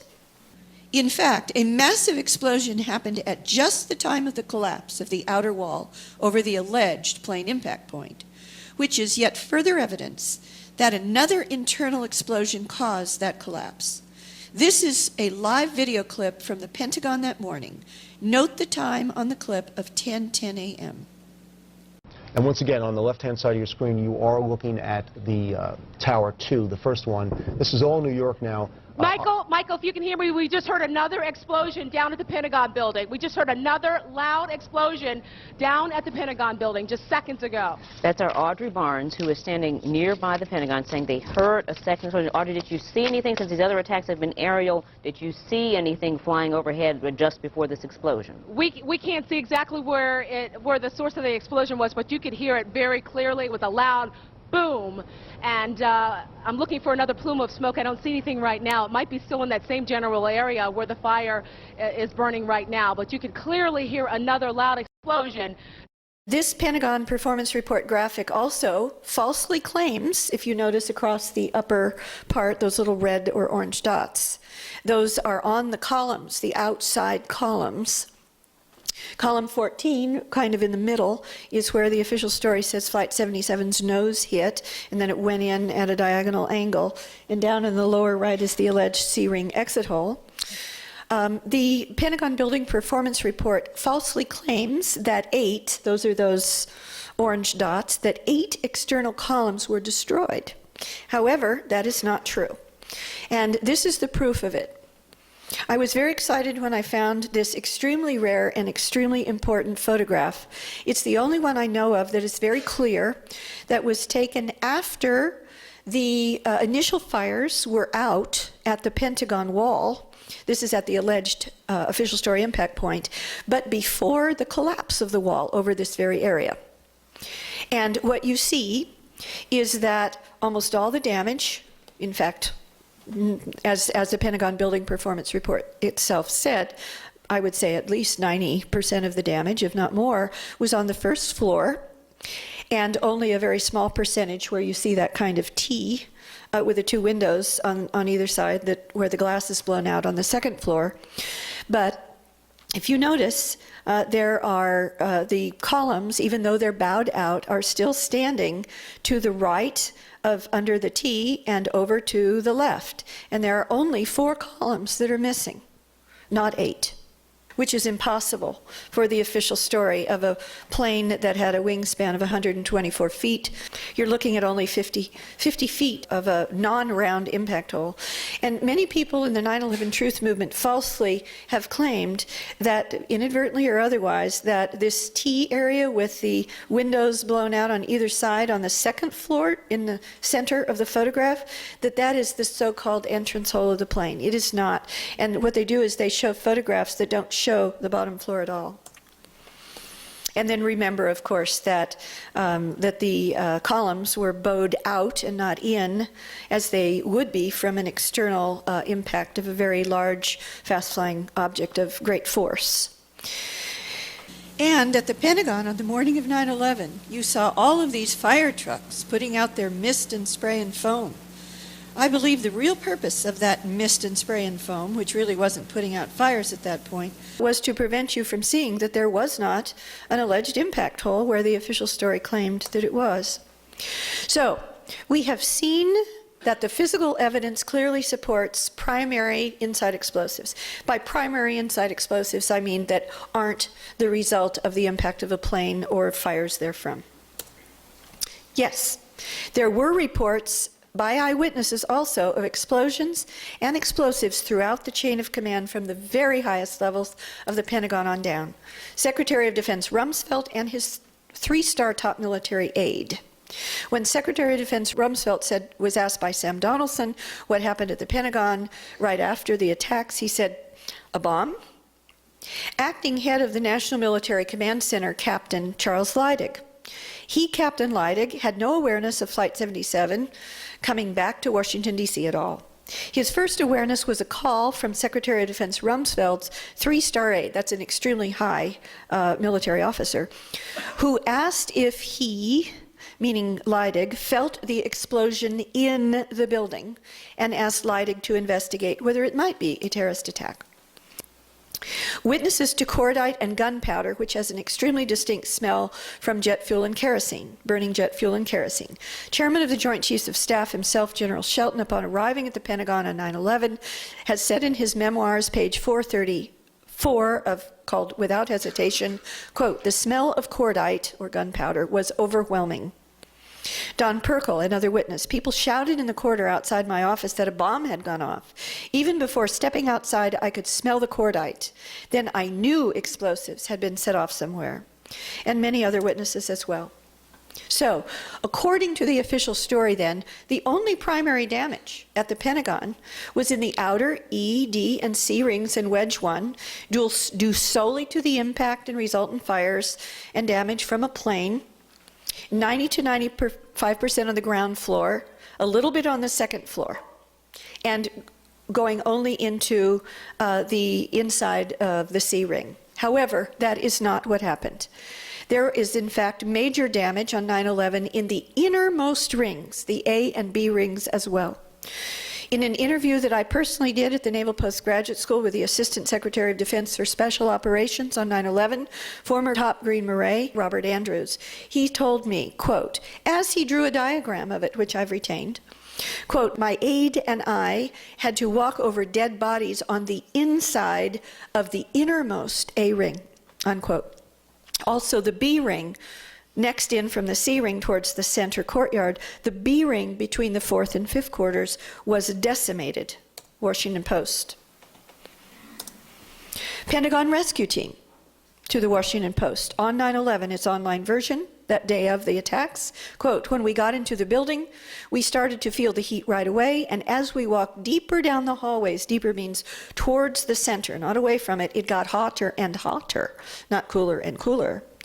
It was just fire everywhere, not so much smoke, but just fire all around us. You couldn't see the plane, you couldn't see anything of a plane, just debris everywhere you looked." And again, deeper means deeper towards the center of the building. And as we have seen, there was a major internal explosion at or just after 9:30 near April Gallup's desk. According to her sworn videotape testimony, April Gallup experienced all of the below at 9:30, the time that a massive inside the building explosion near her desk stopped her wristwatch. This was in the outer E-ring in Wedge 2, which, remember, is at least 150 feet north of where the official story claims a plane hit the wall almost 8 minutes later. April Gallup said she, quote, "thought I had triggered it when I touched the on button on my computer. I thought it was a bomb," unquote. Gallup saw no plane parts, no seats, no passengers, no passenger bodies, and no luggage inside the building. And she said there was no smell of jet fuel and no jet fuel fires that she saw. In fact, the only fires April Gallup said she saw were coming out of the computers, which was also experienced by other inside the building witnesses, for example, by Tracy Webb in the E-ring off of Corridor 4, which was in the alleged penetration path of the alleged plane. April Gallup said the floor was not hot inside the building as she walked out with just one shoe and one bare foot, and yet the sole of her bare foot was completely unburned, as we're about to see in the photo in the next slide. And in addition, some dozen other inside the building witnesses in the area where April Gallup worked, she meets with them and they confirm her experience. And here's a picture of April Gallup on the lawn. This is what happened inside the Wedge 2 to the north or the left of the center line. And notice that she is not burned, and those are the bottom of her feet. And she has testified under oath to me in a 2-hour under oath videotaped interview and testimony that she lost one of her shoes, and she walked over whatever it was she walked over that was allegedly, according to the official story, burning jet fuel, and she wasn't burned, including on the bottom of her bare foot. On September 11, 2001, I had returned back from maternity leave. I had to get Elijah situated in daycare. I walked into the building. I had to clear Elijah to go to the area. There were some things that they wanted me to take care of prior to me taking him to the daycare. I sat down at the computer to actually turn the computer on. As soon as I pressed the button, boom. So At that particular time, based off what happened, I thought I had triggered a bomb. I was covered from my neck all the way down to my back in debris. My son was completely blown out of his stroller, and some of the floors had collapsed within, and people were trapped in between the floors. My son had stopped crying, so I felt strength out of nowhere to actually low crawl from out under the debris to try to find my son. While I was coming out of the Pentagon, I didn't see any evidence of metal, airplane seats, luggage, nothing that would give me any indication that it was a plane that had hit the building. I lost one shoe, so I was walking through the area barefooted. So I was particularly careful to try to make sure I did not step on anything sharp while I had my son on my shoulder. I did not have jet fuel over my body. My son didn't have jet fuel over his body. The people that I helped didn't have jet fuel on their body. So again, there was nothing on the inside that would give me any indication that there was a plane on that particular day that hit the building. Most of the people that were in the area where I was located, and again, I did ask because maybe I was off in my judgment, but in speaking with everyone, it was conclusive that no one else in the area where I was located had seen any parts of planes or luggage or baggage or anything of that nature. Yes, I believe it's something part of much more sinister, and that's why my goal is to try to push for a federal grand jury so that people can be brought forth for perjury and obstruction of justice. I mean, when you go out of your way to fabricate an official story, when obviously the evidence that appears, whether it's footage or the work that many people have done, shows that the official story couldn't possibly be true, then yes, you should be brought to justice. And when people can come together and feel like they can utilize, human beings as lambs to a slaughter, yes, that's what's unpatriotic, that's what's un-American. We'll turn our own people to sacrifice them for whatever their motive may be, regardless that their motive is of no significance, but the fact that they would use, innocent human beings as lambs to a slaughter to perpetrate whatever it is their cause or motive is. Yes, they should be brought to justice, and it's obvious, that the official story it has been fabricated. And here is an aerial photo showing a large E-ring cavity inside the outer E-ring wall of wedge 2, not just wedge 1, where the official story says a plane impacted and there was later a collapse.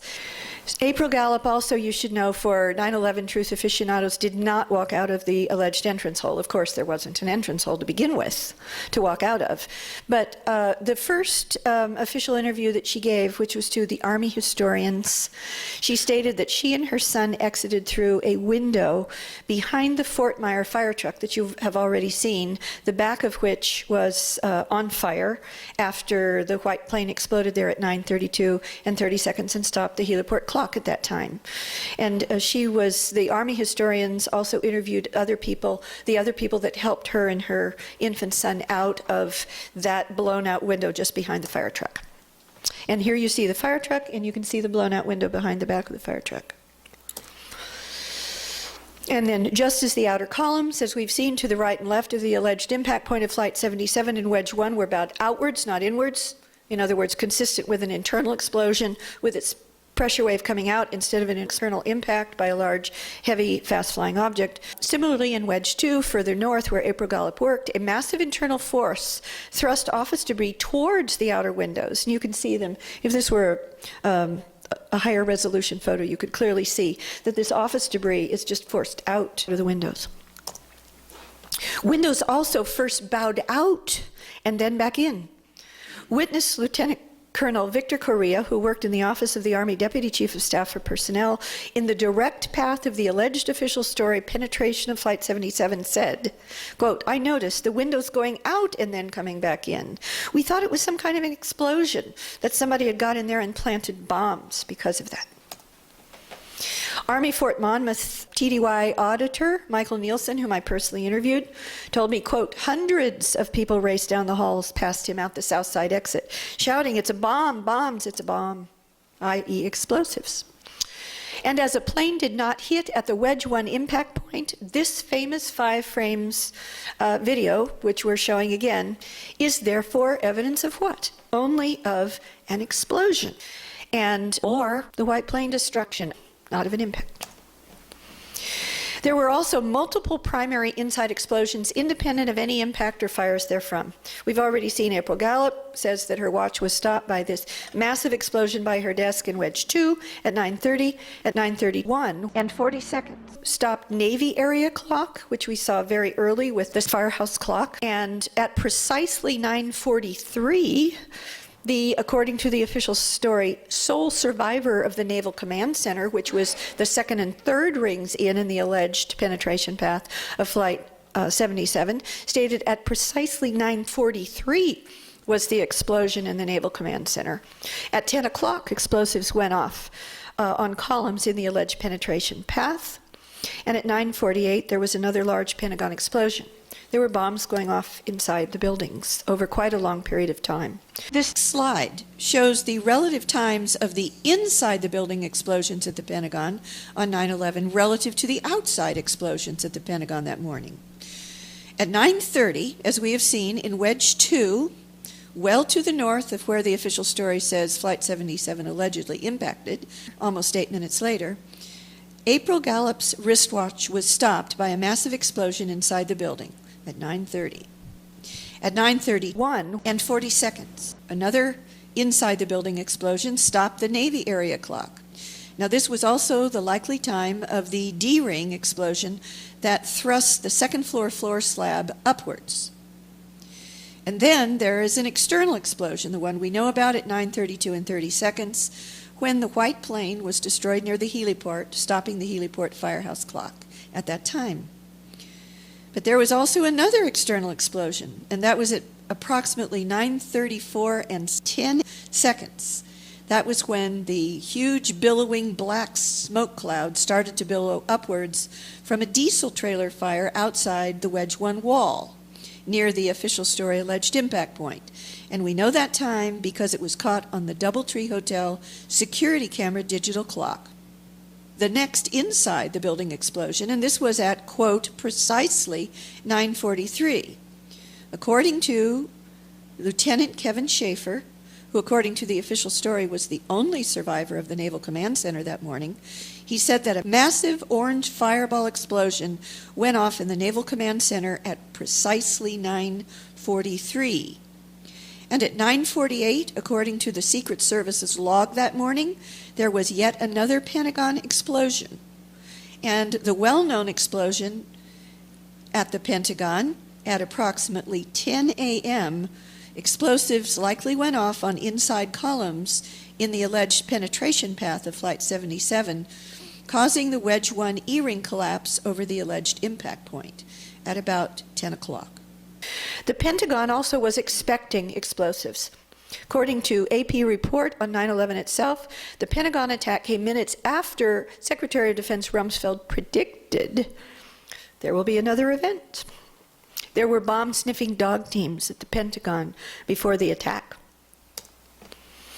Inside explosives at the Pentagon, just as at the World Trade Center, explain why there was no advance siren to alert personnel of alleged approaching danger to evacuate the building, as there was no incoming at the time of the alleged official story Pentagon attack. The National Military Command Center didn't learn of any alleged incoming hijacked plane until 9:31, after the explosion. There was no way for non-perpetrators of the actual inside job to know the explosives were about to go off in order to trigger alarms and an evacuation. And April Gallup and many others testified there was no alert to trigger them to leave the building to save their lives. Even after Pentagon workers shouted a bomb had gone off, still no alarm sounded, according to Don Perkel. And the chief NBC Pentagon correspondent on 9/11, Jim Miklazewski, I believe, stated at 9:45, still no sirens and no official evacuation order. Primary inside explosions at the Pentagon are absolute proof of what? An inside job. Outside terrorists, whether Al-Qaeda or Santa Claus, could not have done it. Non-insider terrorists would have targeted the easy-to-hit roof or the central courtyard, or the offices of high-ranking officials on the far side from the official impact point, where Secretary of Defense Rumsfeld, Chairman of the Joint Chiefs of Staff, had their offices. They would never have chosen the least populated, only newly hardened West Wedge, which was also the hardest to hit due to many physical obstacles in the path: a hill, an antenna, light poles, a chain-link fence, and the 6-foot-high spools. Now you're going to see evidence that some of these, at least some, if not all, of the inside explosives were targeted to take out particular functions and perhaps even individuals. The Naval Command Center was targeted not by a plane but by inside explosives. This is a graphic from the Washington Post immediately after the attacks that was actually titled "The Targeted Ones." And it's a little bit difficult to see, but where they show that the plane, allege that the plane hit at the official story point, then there is that kind of gray, darker gray area, and within that is the Naval Command Center, which is blown up in the legend up at the top. And in the right-hand corner is number 8, which is the Naval Intelligence Cell. That turns out to be very important. The Naval Command Center official story is that only one person survived the Naval Command Center on 9/11. That's important because that part was between 2 and 3 rings in from the official story alleged impact point of the plane. It says that only Kevin Schaefer was the survivor at the Naval Command Center. He became a top staffer, I think not coincidentally, on the key 9/11 Commission subgroup that was allegedly investigating the Pentagon attack and DOD's NORAD's non-response, which was the heart of the 9/11 PSYOP, including 3 NORAD versions, at least, as Professor Griffin has pointed out, at least 2 of which must be false, if not all 3.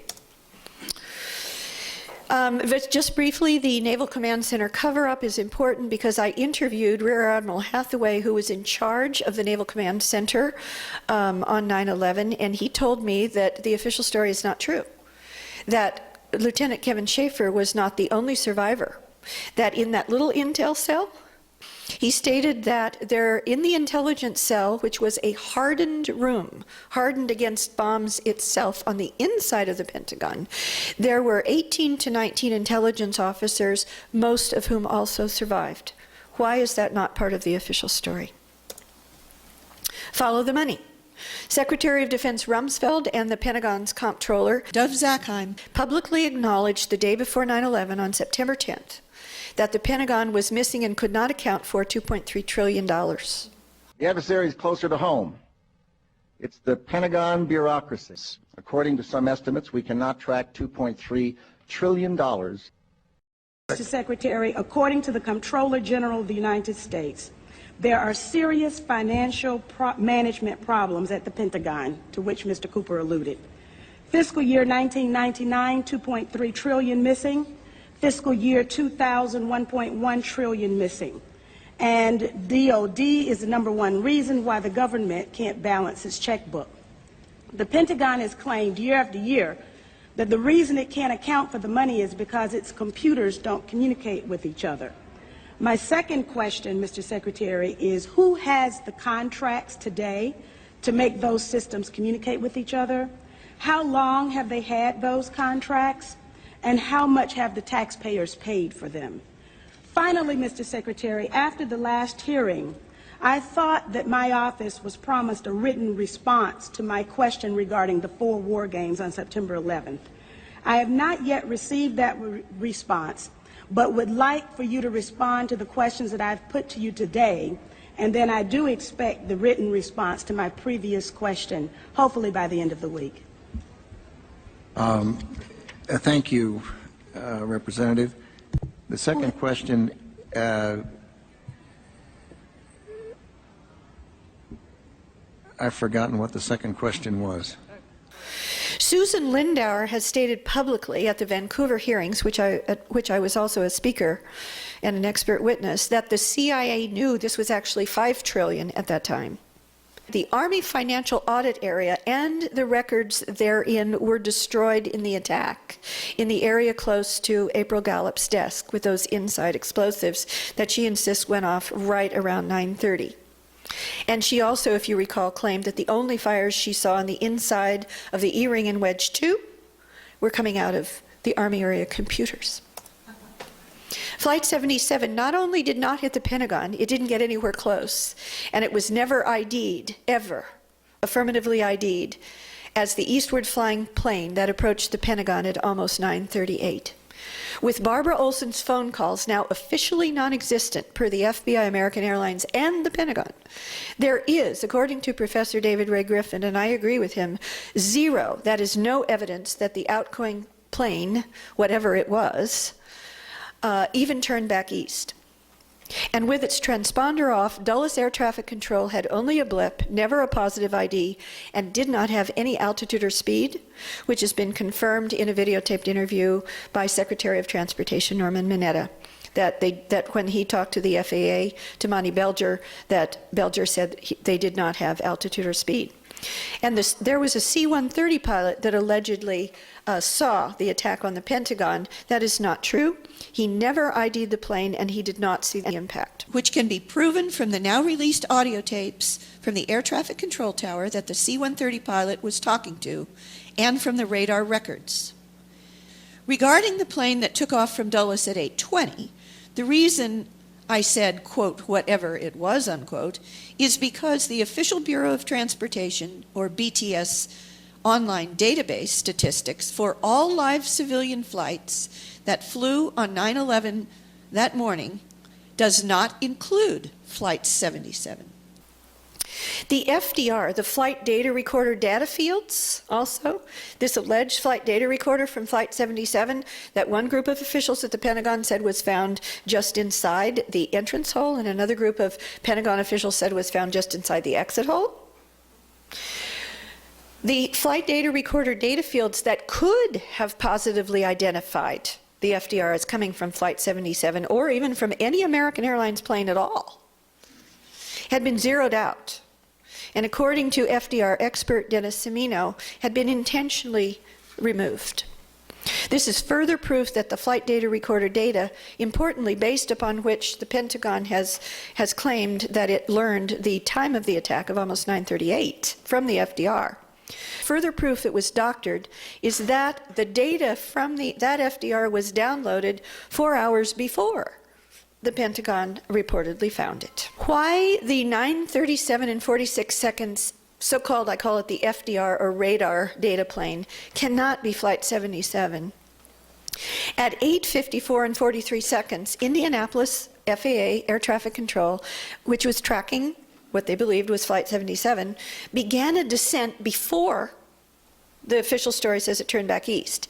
And it had already descended, according to the Christian Science Monitor, some 6,000 feet by the time its transponder was turned off. However, according to the official story, to the Pentagon itself, the flight data recorder plane, alleged to be Flight 77, didn't begin its descent until after the turn back east of whatever plane it was, and didn't begin its descent until 9:01. And as the same physical plane cannot do both, the official story FDR plane cannot be Flight 77. Thus, the flight data recorder allegedly found in the Pentagon rubble, whether it was found wherever it was found, claimed to have been from this 938 plane, also cannot have been from Flight 77. So if the FDR plane that approached the Pentagon at almost 9:38 wasn't Flight 77, what was it? Evidence it was a military plane. All of the Dulles air traffic controllers thought it was a military plane.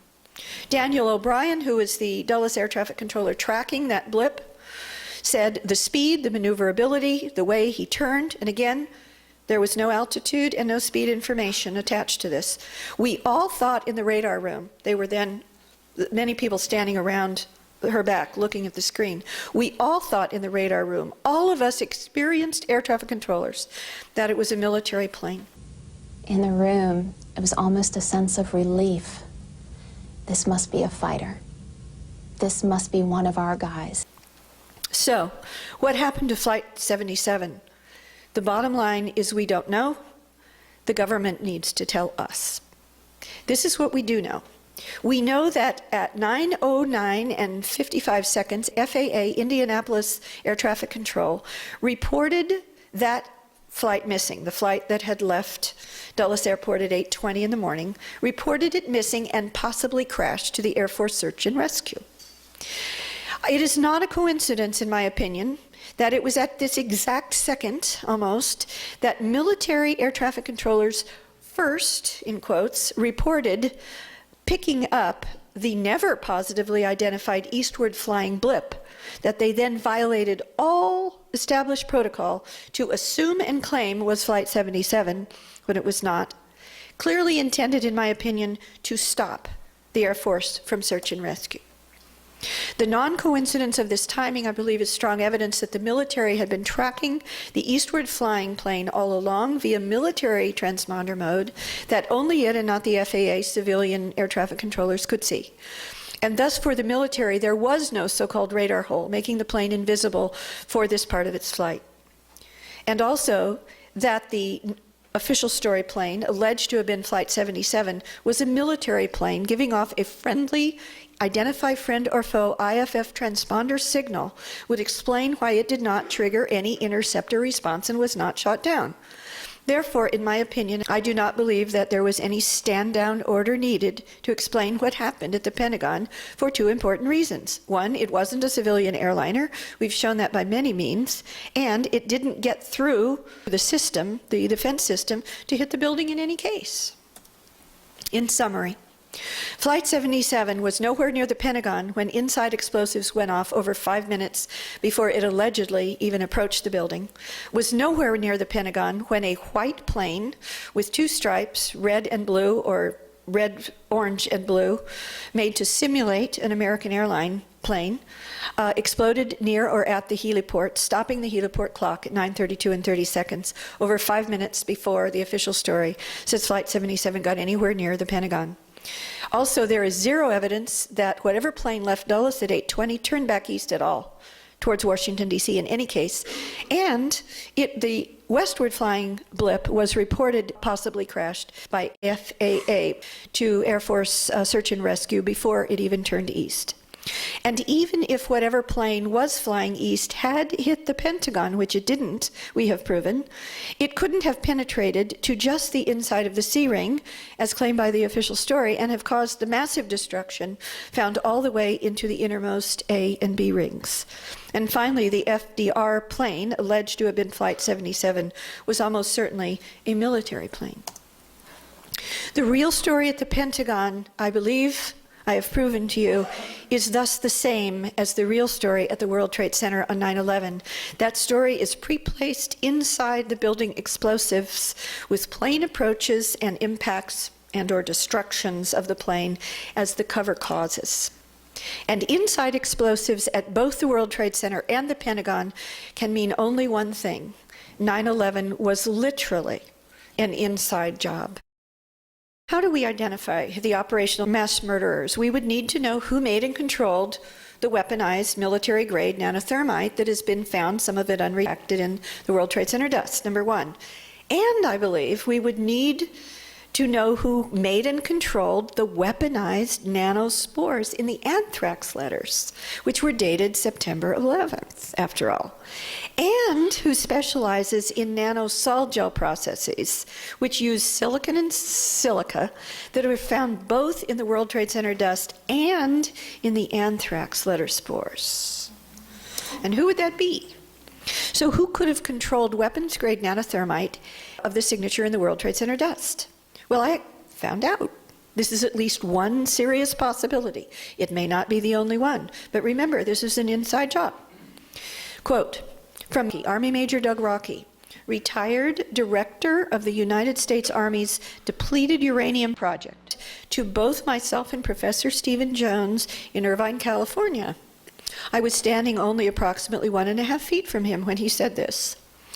The only guys I know who have this stuff are the golden boys at the Army's Redstone Arsenal. So who controlled the super military grade nano anthrax in the anthrax letters? According to the world's foremost independent investigator of the anthrax letter attacks, Barry Kissin, who is an attorney in the Washington, D.C. area? The answer is Battelle Memorial Institute, which is a U.S. government military intelligence lab, and the CIA, and possibly also the Defense Intelligence Agency. The armies, there's the Army again, Dugway Proving Ground. And I learned from my research that William Patrick, who is now deceased, he was one of the U.S. government's top bioweapons experts, used to work at Fort Detrick also, that William Patrick held the private trade secret. One should ask why private. The private trade secret to the process to create the 1 trillion spores per gram anthrax that was found in the letters. Who could handle military-grade explosives and anthrax that were found in the World Trade Center dust and the anthrax letters? Once they have been created, I would think it would take a military special operators, black ops, trained in super weaponized nanoparticles to set nano-explosives and deliver nanobiological weapons. This would be a highly trained, highly specialized black joint special operations team, I would think, like in particular the Joint Special Operations Command, JSOC, and that works hand in glove with the CIA's Special Activities Division, which we learned from New York Times articles operate above the law with exemption to execute covert operations inside the United States on behalf of the president. In that time, of course, the president was George W. Bush. But as we'll see, JSOC was actually overseen by Vice President Cheney. The Joint Forces Command also happens to script, plan, and run the military's exercises and war games. And we have seen that on the morning of 9/11, they were running NORAD, Northeast Sector, which was responsible for not responding, that the NORAD's Northeast Sector was running an hijack scenario exercise on the morning of 9/11 itself. And the FAA hijack coordinator on 9/11, who should have been at his desk, Army Lieutenant General Michael Canavan, guess what he'd done just before that? He'd headed JSOC. When Canavan first took the job, only about 9 months before 9/11, he began running and participating in military exercises that, according to FAA Intelligence Division analyst John Hawley, quote, pretty damn close to the 9/11 plot itself. And on the morning of 9/11, Canavan's whereabouts were, quote, unknown, and the 9/11 Commission didn't consider it important enough to ask where he was. Under whose command is JSOC? According to Cy Hurst, Vice President Cheney oversaw the Joint Special Operations Command before and on 9/11. And Assistant Secretary of Defense for Special Operations and former top Army Green Beret, there's the Army again, Robert Andrews, reportedly, according to alternative press, headed Cheney's blackest dark ops under JSOC. Susan Lindauer has sworn under oath that before 9/11, her CIA handler ordered her to threaten Iraq's UN ambassador that if they didn't turn over intelligence about imminent hijack plots with airplanes, i.e. like the 9/11 plot, that the US would bomb their country. And that this threat came from, quote, higher than the CIA director and the Secretary of State, which could only mean the Secretary of Defense, Vice President Cheney, or President Bush. Stephen Piesnik, former Deputy Assistant Secretary of State to 3 U.S. presidents, has stated publicly that he is willing to name under oath to the proper venue the military general who was on Deputy Secretary of Defense's Wolfowitz staff on 9/11, who told him that the 9/11 attacks were a false flag attack. Quote, they ran the attacks, the general said of Wolfowitz, Cheney's aide Hadley, Elliot Abrams, Condoleezza Rice, among others. How did they do it?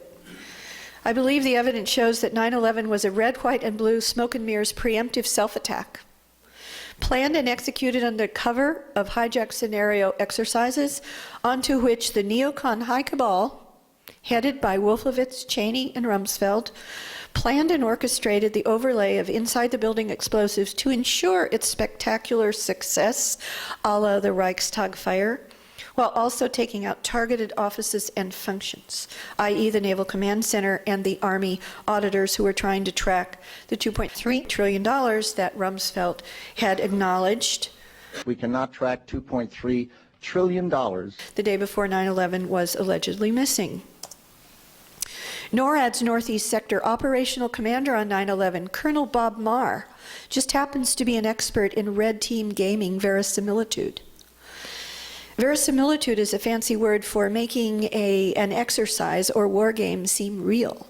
There's no better way to make it seem real than to make it real, is it? To go live. He was an expert in red team gaming verisimilitude and has publicly acknowledged that his Northeast NORAD sector was conducting hijack scenario emergency response exercises on the morning of 9/11 itself. It's in this book, Touching History. Richard Clark revealed to me in an interview I did with him at the Naval Postgraduate School as the senior military affairs journalist there on August 30th, 2010, and I published this on the DoD's website. He said that the White House clears every major exercise, as I mentioned before, meaning Condoleezza Rice and probably Cheney and Bush, and certainly Cheney, would have known about those hijack scenario exercises being run on the morning of 9/11, which were then used as part of the pretext for why NORAD didn't respond in time.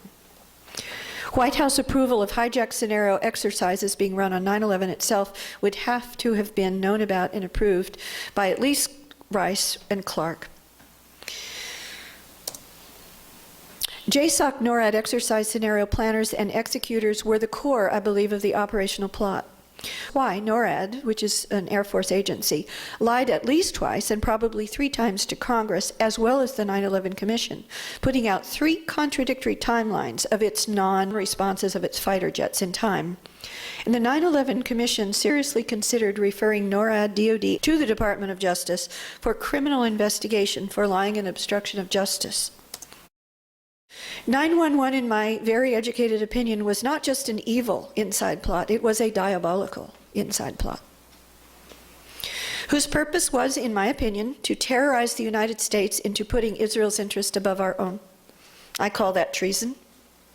To get the United States military into the Middle East, as Nicholas Rockefeller told Rousseau a year before 9/11. This was a long-time goal of the Project for New American Century U.S. and Israeli Zionists, to effect Israel's goals using American blood and treasure, which is still happening. CENTCOM, which stands for Central Command, the Central Combatant Command of the United States military of the Pentagon, had already, before 9/11, been moved to the Middle East. You would think that CENTCOM would be centered over the United States. Well, one of the reasons for that is, as you have already learned, there was no combatant command over the mainland United States until immediately after 9/11, when they created NORTHCOM for that very purpose. Reported dual Israeli-U.S. citizen Paul Wolfowitz was Deputy Secretary of Defense, number 2 immediately under Secretary of Defense Rumsfeld. Richard Pearl, reported dual U.S.-Israeli citizen, proclaimed himself one of the top Project for New American Century Manifesto signatories. He self-proclaimed himself the Prince of Darkness. And he chaired Rumsfeld's Defense Policy Board. If Richard Pearl is the Prince of Darkness, Dov Zakheim is the king. Dov Zakheim is a rabbi and reported dual U.S.-Israeli citizen. He wrote a paper advocating a staged catastrophic event to force the United States into war to reconfigure the Middle East in Israel's interest, and presented it to the Project for New American Century before they wrote the Project for New American Century Manifesto. And Zakheim is credited with the actual new Pearl Harbor quote in that manifesto. Zakheim headed all of the Pentagon's accounts as its DoD comptroller under Rumsfeld, as the $2.3 trillion was announced being missing the day before 9/11 on September 10th.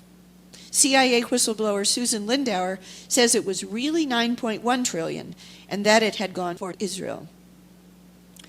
Pentagon auditors tracking the missing money, killed on 9/11 by inside explosives in the Pentagon, and the records were destroyed. Zakheim was the chief executive officer of Systems Planning Corporation, a defense contractor that specialized in remote control of airplanes, especially drone aircraft, used in U.S. military exercises, and a special system which destroyed them in their terminal phases. This is what the evidence shows actually happened at the Pentagon on 9/11. Systems Planning Corporation had a subsidiary that actually oversaw the 1993 World Trade Center 1 attack, so-called investigation, and through that investigation obtained the secret World Trade Center blueprints, which were needed to know where to plant controlled demolition explosives throughout the building. Dov Zakheim arranged for the Pentagon to receive leased converted Boeing 767 fuel tanker planes, which are consistent with what eyewitnesses saw of the plane that actually struck World Trade Center 2 on 9/11. Reported dual Israeli-U.S. citizen Philip Zelikow headed the 9/11 Commission cover-up as its executive director. Reported dual U.S. Israeli citizen Michael Chertoff headed the Department of Justice alleged, quote, investigation, which is a cover-up of 9/11, and became the second new Department of Homeland Security director. So we must ask, whose homeland and whose security? The insider 9/11 plot was the highest evil because it was premeditated. It was based on a Hitlerian scale big lie. We have seen that not just the whole official story of 9/11 is a lie, but every single individual part of it is a lie. The 9/11 plot was designed to kill masses of our innocent fellow citizens. It was designed to falsely blame and demonize Muslims who could not have done it and did not do it. It was created to justify the invasion of their lands in the Middle East for geopolitical power, oil, and Israel's interest. The aggressive 9/11 wars that have killed hundreds of thousands, displaced millions, and cost our country trillions are based entirely on lies and are the highest crime under international law and the Nuremberg Principles, which we wrote as the victors over the Nazis in World War II. So what is the source of this high evil? Incredibly, it is the mentality of Nazism. So who and what are the neocons really? The 9/11 Pentagon neocons, Wolfowitz, Prince of Darkness himself, Richard Pearl, Shalabi, Khalilzad, were all students and are followers of neocon chief philosopher Leo Strauss. They all studied under Professor Strauss at the University of Chicago, and Professor Strauss' ideology is even more extremist than his personal mentor and sponsor in Germany, Hitler's own legal theorist Carl Schmitt. The Schmitt-Strauss doctrine is that the state needs enemies and must create them if necessary, and must fabricate lies for the many, for the people, while its leaders, quote, embrace the darkness, unquote. We also have to work, though, sort of the dark side, if you will. We've got to spend time in the shadows. Leo Strauss taught that, quote, those who are fit to rule are those who realize there is no morality and that there is only one so-called natural right, the right of the superior man to rule over the inferior. This is from Leo Strauss and the American Right, a book published about Strauss's so-called philosophy in 1997. Leo Strauss's neocons literally brainstormed the attacks of 9/11 decades before those attacks. Attorney Stanley Hilton studied under Leo Strauss with Paul Wolfowitz and Richard Pearl at the University of Chicago. Hilton's senior thesis under Strauss detailed a plan to establish a presidential dictatorship in the United States using a fabricated Pearl Harbor-like incident as its justification. Stanley Hilton, Richard Pearl, Paul Wolfowitz, Leo Strauss, and others discussed an array of different plots and incidents like September 11th and flying airplanes into buildings way back in the 1960s. And note that the book that Donald Rumsfeld, Secretary of Defense, passed out hundreds of copies of shortly before the 9/11 attacks was the 1962 book by top neocon Roberto Wolfstetter. The 9/11 neocon's mentor's mentor, therefore, was Hitler's own justifier of evil, Nazi Carl Schmitt. This is a quote from Professor Francis Boyle, an internationally renowned professor of international law at the University of Illinois. Quote, Schmidt was the most notorious Nazi law professor of his day, justifying every atrocity the Nazis inflicted on everyone. We're talking about the Holocaust. We must understand that these so-called neoconservatives are, in fact, neo-Nazis.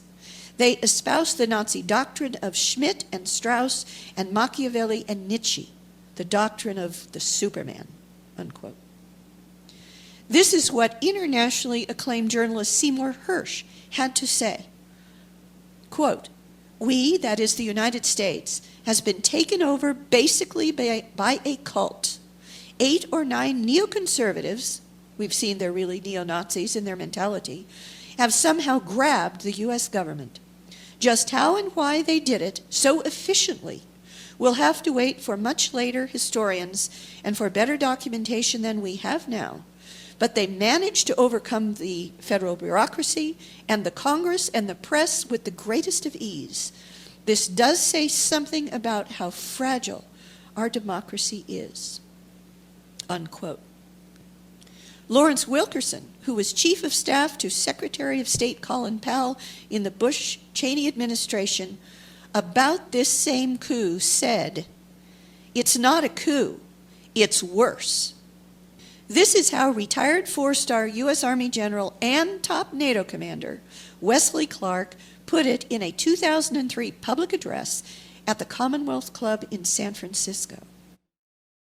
What happened at 9/11 is we didn't have a strategy, we didn't have bipartisan agreement, we didn't have American understanding of it, and we had instead a policy coup in this country. A coup, a policy coup. Some hard-nosed people took over the direction of American policy, and they never bothered to inform the rest of us. Then I came back to the Pentagon about 6 weeks later. I saw the same officer. I said, why haven't we attacked Iraq? We still going to attack Iraq? He said, "Oh, sir," he says, "it's worse than that." He said, he pulled up a piece of paper off his desk. He said, "I just got this memo from the Secretary of Defense's office that says we're going to attack and destroy the governments in 7 countries in 5 years. We're going to start with Iraq, and then we're going to move to Syria, Lebanon, Libya, Somalia, Sudan, and Iran." I sat on this information for a long time, for about 6 or 8 months. I was so stunned by this I couldn't begin to talk about it. And I couldn't believe it would really be true, but that's actually what happened. These people took control of the policy in the United States. And I realized then, it came back to me, a 1991 meeting I had with Paul Wolfowitz. You know, in 2001 he was Deputy Secretary of Defense, but in 1991 he was the Undersecretary of Defense for Policy. It's the number 3 position in the Pentagon. It was a pretty stunning thing. You mean the purpose of the military is to start wars and change governments? It's not to sort of deter conflict? We're going to invade countries? And you know, my mind was spinning. And I put that aside. It was like a nugget that you hold on to. This country was taken over by a group of people with a policy coup. Wolfowitz and Cheney and Rumsfeld, and you could name a half-dozen other collaborators from the Project for a New American Century. They wanted us to destabilize the Middle East, turn it upside down, make it under our control. It went back to those comments in 1991. Now, did anybody ever tell you that? Was there a national dialogue on this? Did senators and congressmen stand up and denounce this plan? Was there a full-fledged American debate on it? Absolutely not. And there still isn't. The truth is, our government was and still is penetrated and controlled by a Zionist Israeli 5th column that took over the White House, the Congress, the military-civilian superstructure, key military officers and intelligence personnel, and the mainstream media leading up to, on, and after 9/11. The level and extent of this penetration is unprecedented in the history of the world and amounts to a literal invasion by an un-American and hostile force. The same year, 2003, that General Wesley Clark gave that warning that the United States government civilian superstructure of the military key military officers and special operators and intelligence personnel had been taken over by an Israeli neocon fifth column coup, Israel's own Prime Minister, Ariel Sharon, frustrated that his Middle East destabilization and domination plan wasn't going as well and as quickly as planned, declared that the United States had already conquered Iraq. Remember Bush's famous false and absurd premature mission accomplished speech from the deck of a Navy ship that same year, 2003? Ariel Sharon went on that it was time that the U.S. marched against Libya, Syria, and Iran. Note that President Obama has made Sharon's Libya demand already a reality, that the U.S. is now destabilizing Syria by supporting none other than al-Qaeda-affiliated Syrian so-called rebels, and that the war drums are building now for an attack on Iran. I do not believe it is a coincidence that the same lead actor who played in the movie Pearl Harbor, Ben Affleck, that prepared the ground for the American public to accept the, quote, new Pearl Harbor, unquote, meme for the inside job 9/11 attacks, just happens to be the producer, director, and leading actor of the new movie Argo, a transparent piece of Hollywood CIA propaganda which is intended to demonize Iran and prepare the American public to now accept a war against that final nation in the neocons' quickly falling row of Middle East dominoes. Facts alone are not enough.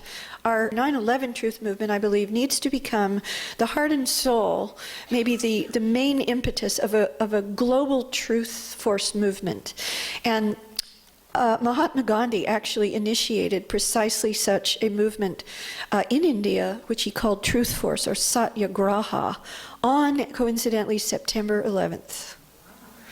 And this was pointed out by one of the speakers, I believe, from India, at an extremely important event that just happened this past November 19th, 2012, at which Richard Gage was a speaker, Michael Chossudovsky was a speaker, Cynthia McKinney was a speaker, and individuals from all around the world were speakers. It's on YouTube. It was a conference that was called Revisiting 9/11 that was orchestrated and hosted by the former Prime Minister of Malaysia. And in the audience were, they said, 30 ambassadors from 30 different countries around the world. And at that, I believe it was the Indian speaker who mentioned how important it was that Gandhi's Satyagraha movement started on September 11th, and that we need to turn the 9/11 truth movement into a worldwide truth movement to stop these secrets that they only get by with their evil because they have unnecessary secrecy. So how can our reality-based community, as George Bush and Karl Rove called us, as opposed to the lie-based community, how can we prevail over the power and the lie-based community? We need to unite the facts with the force, the satyagraha of the truth. And we do that as individual citizens. We have the power within ourselves to officialize the truth every single day, because credibility is a zero-sum game. We need to take the oath of telling the truth into our own hands. And you do that in a very simple way. You can take sworn jurat affidavits. You don't have to be a notary public to do so, but I recommend that every single one of us in the worldwide truth movement become, for a few dollars and a little bit of training, to become notary publics so that we can take sworn jurat affidavits. And most people don't know it, but in California, at least, where I live, a notary public, when a notary public notarizes a document, it becomes an official state of California document. So because credibility is a zero-sum game, if you have the lie, the people, the insiders who did the job and have covered it up with the lie, they have a lie and they have credibility. But as we increase our credibility by officializing the truth and getting witness testimonies, as I did with April Gallup, under oath, and then doing the transcript and getting a sworn jurat affidavit, making it into official state document, those can be used in court. And we need to do that with every single one of the witnesses that have already come forward. It's a simple thing to do. When I did my book, when I was researching my book, October Surprise, I was trying to, nothing had changed. I had all the same evidence like I'm showing you here, but I hadn't officialized it yet. And they would pay attention, they would say, oh, that's very nice, yes, I agree with you, and nothing would happen in the real world. The rubber wasn't meeting the road in terms of politics or the law. And one day I had the idea, well, what the heck? You know, I have a friend who's a notary public, Betty Phillips in Pacific Grove, California. I'm going to go take my statement of what I experienced in the Reagan campaign and about the October surprise, the truth behind the Iran side of Iran-Contra. I'm going to take that in and I'm going to type it up and I'm going to have her swear me up and do a sworn juror affidavit. And when I did that, it was like people's mental doors opened up. The Democratic Party officialdom, it went all the way to the top. And pretty soon there was a full subpoena power congressional investigation in the House of Representatives. So we need to officialize the truth, and we do that in a worldwide pro-truth movement. And we need to do that under the aegis and umbrella of Mahatma Gandhi's Satyagraha movement. Where are we now?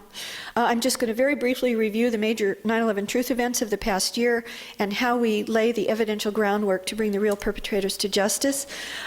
Interestingly, even though the Pentagon attack has been kind of the black sheep of the 9/11 truth movement, which for reasons that are pretty clear to me. At the beginning of my talk, I told you why it's the most important part of the 9/11 attacks, and therefore the real perpetrators would not want the 9/11 truth movement to go there. And many people in the 9/11 truth movement even said, well, we shouldn't look at the Pentagon attack. There's too much controversy. Some people say it was a North Path, South Path, so we shouldn't go there. Well, even despite this, amazingly, because I focus on the Pentagon attack and have for over 11 years, I was the only invited expert witness to testify at both the Toronto 9/11 hearings and the Vancouver 9/11 hearings, which is a small miracle, really. The force is with us. It truly is. And then, of course, I mentioned the Malaysia conference. By the way, the Toronto hearings, this is very important. This is the 911 Toronto report. It just came out, I believe, last November. Every single American should own this document. This report is my paper on the Pentagon attack. It's chapter 13. And there are chapters in here by all of the expert witnesses at Toronto. And this cover was intentionally designed by James Gorley, who is the editor of the report and who sponsored the Toronto hearings, which were on the 10th anniversary in Toronto, Canada. He intentionally designed the cover so that at a distance it would look identical to the 9/11 Commission report. So if you just hold up the 9/11 Commission report, this 571-page lie, you can hold up the truth by the 9/11 Truth Movement. So please get this, read it. It is incredibly revealing, and it shows the depth of the evidence that we have already produced, which was the whole point of the Malaysia conference that was sponsored by the former Prime Minister of Malaysia, held on I think the day the 9/11 Toronto report came out. So also you should know that one of the 4 judges, they were called a panel, the panelists, like a panel of judges, to whom we gave our testimony at Toronto on the 10th anniversary of 9/11. One of the 4 judges, called panelists, was the Chief Justice of the Supreme Court of Italy. And he is, to this day, the honorary Chief Justice of the Supreme Court of Italy and the President, as I recall, and also a title of the Supreme Court of Italy. And so this is an extremely important and serious time when we have reached, the 9/11 Truth Movement has reached a critical mass of evidence, including some evidence now being taken under jurat affidavit sworn testimony, which did happen at Jim Fetzer's Vancouver hearings. All of the testimony was taken sworn under oath. At the Malaysia conference, and I should mention, the former Chief Justice of the Supreme Court of Italy, who is one of the panelist judges at the Toronto hearings, he has the final chapter in this 911 Toronto report, and he has gone public stating, including here, that it is his intent to take it to the chief prosecutor of the International Criminal Court.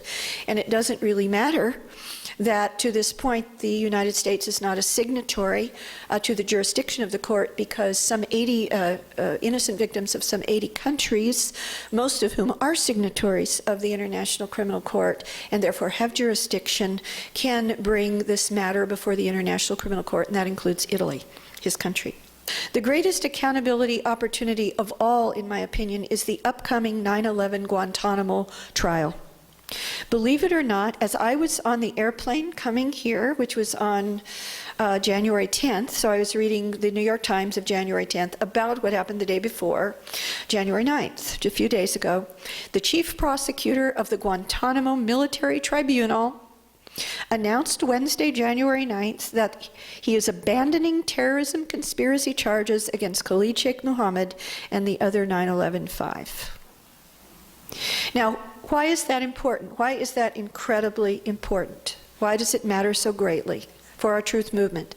The 9/11 truth movement, as I and others have shown, has proven that although Khalid Sheikh Mohammed and the other 9/11-5 may have conspired and plotted something like the 9/11 attacks, it is physically impossible that they were the actual perpetrators or executors of those attacks.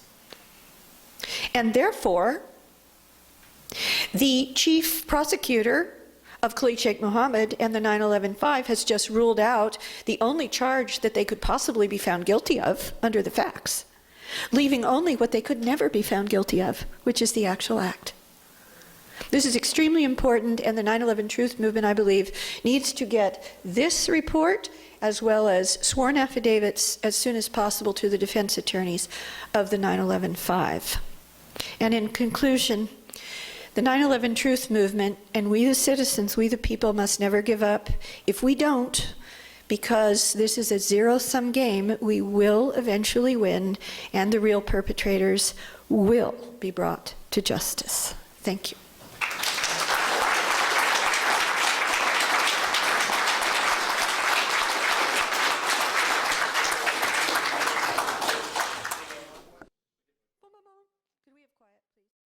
We're now going to go to the Q's and A's, so just please come to the mic and one of the two and ask your question, and I'll do my best to answer it. My name is Dick McManus. I'm a retired counterintelligence agent from the U.S. Army, and I really agree with everything you said. I'd like to point out that the flash you saw of one of your photographs, it had to be an explosive flash. It couldn't have been a regular fire. That's the first time I've ever seen that photo. Yes. Yeah, he's talking about the still photo on the side of the building that I thought might be thermite. Yes, explosive. I don't think it can be from an impact of a plane. Right. It's more like a flash from an explosion versus a fire. That was a really interesting thing. And that's why I said at that point that I believe that I brought that slide out right after showing you the graphic from the Pentagon Building Performance Report showing that there was this massive explosion inside the first floor in the building that forced the floor, the floor of the second floor up. Yeah, that was a very lucky photograph that guy caught that at that right time. I'd just like to point out there were 7 fake terrorist alerts after 9/11. Yeah. They were all kind of coincide to the vote on the Patriot Act. That's right. Right after, previously, prior to the election, the second election of Bush. And also those anthrax letters went to the 2 senators who were resisting the Patriot Act. I was interested to ask you that do you know that nano aluminum is a controlled substance that makes up nanothermite?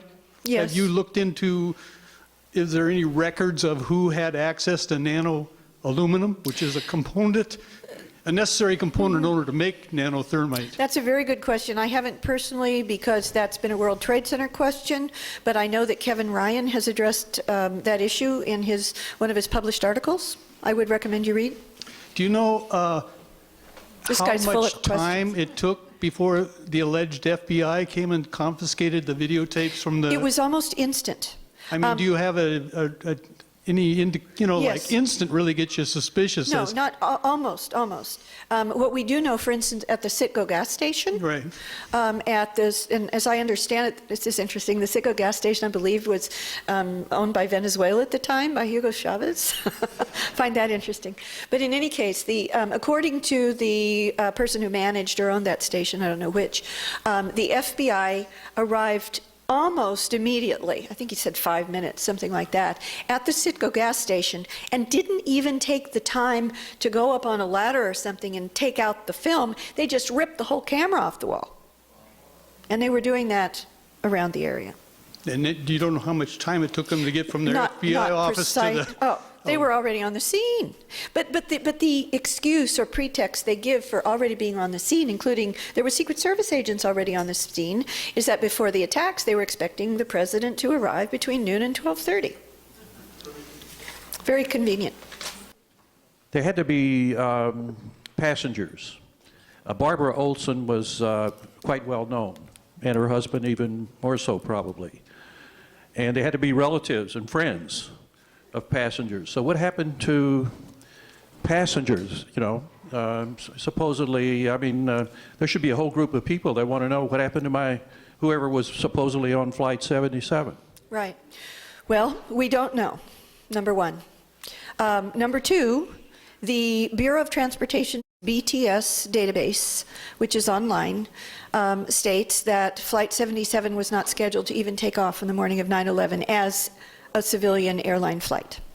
So we have open questions as to what happened to the passengers. It's an extremely important question. I do not know the answer to it. Yeah, there should be some kind of history of people going to the airport. There has to be a manifest somewhere, and dozens of supposedly passengers. Yes. It is interesting. It is very important, I think, that the Pentagon's own official autopsy report states that there was no Arab DNA in any of the remains from the Pentagon attack, either on the alleged plane or inside the building.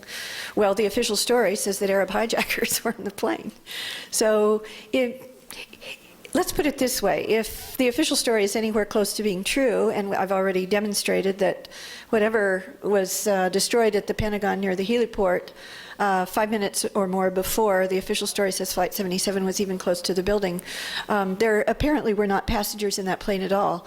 I believe that if Flight 77 took off with Barbara Olson and anyone else in it, any real passengers, that it either crashed or was landed shortly after it was seen by Indianapolis Air Traffic Control to lose approximately 6,000 feet before it lost its transponder signal. So it probably went down somewhere close to the tri-border area of Ohio, Kentucky, and West Virginia. Okay. When did you first begin to question the official story? When I first started to question the official story, well, that's an interesting question. I want to preface that with a context, and that is I started to question the official story of the release of the 52 hostages in Iran the moment that they were released as Reagan took his oath of office. And that resulted in my book, October Surprise. And I actually questioned 9/11 that we weren't being told the whole story on the day of 9/11 itself. And the red flags went up when I saw on my split screen, I don't remember which mainstream television channel it was, with Bush still sitting in the classroom looking like a deer in the headlights as the other split screens showed Americans jumping to their desks from the Twin Towers. There was something terribly wrong with this split picture. And from that moment on, I dedicated myself to finding out the truth and bringing the real perpetrators to justice. My question has to do with the large-scale operation this whole thing must be, in the pre-planning, the wiring of the buildings, of the various part of this whole operation that would involve hundreds, if not thousands, of people. And I can understand, in a military mentality, the need to know and the compartmentalize information is really important, and I can see how people can be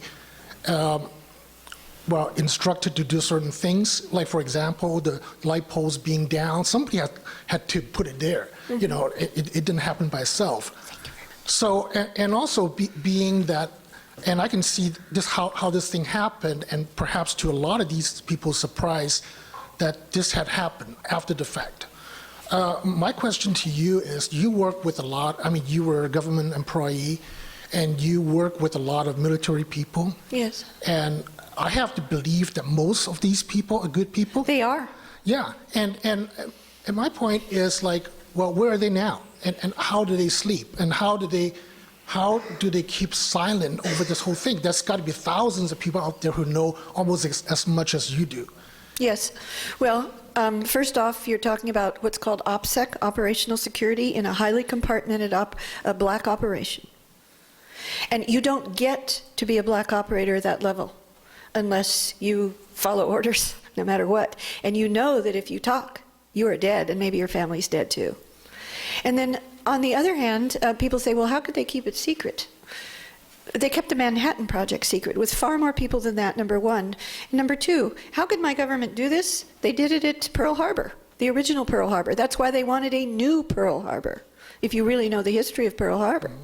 Pearl Harbor, if you read the book by Stinnett, Day of Deceit, be sure and get the most up-to-date edition of Day of Deceit, and in particular in the back, because as he was about to publish Day of Deceit, the first edition, the National Archives, he had done an FOIA request to the National Archives for proof that Roosevelt and Churchill and the high command in the Navy knew that the attack at Pearl Harbor was coming. Now, in that case, there was a real enemy, but that attack was protected, and the high asset carriers were moved out of Pearl Harbor.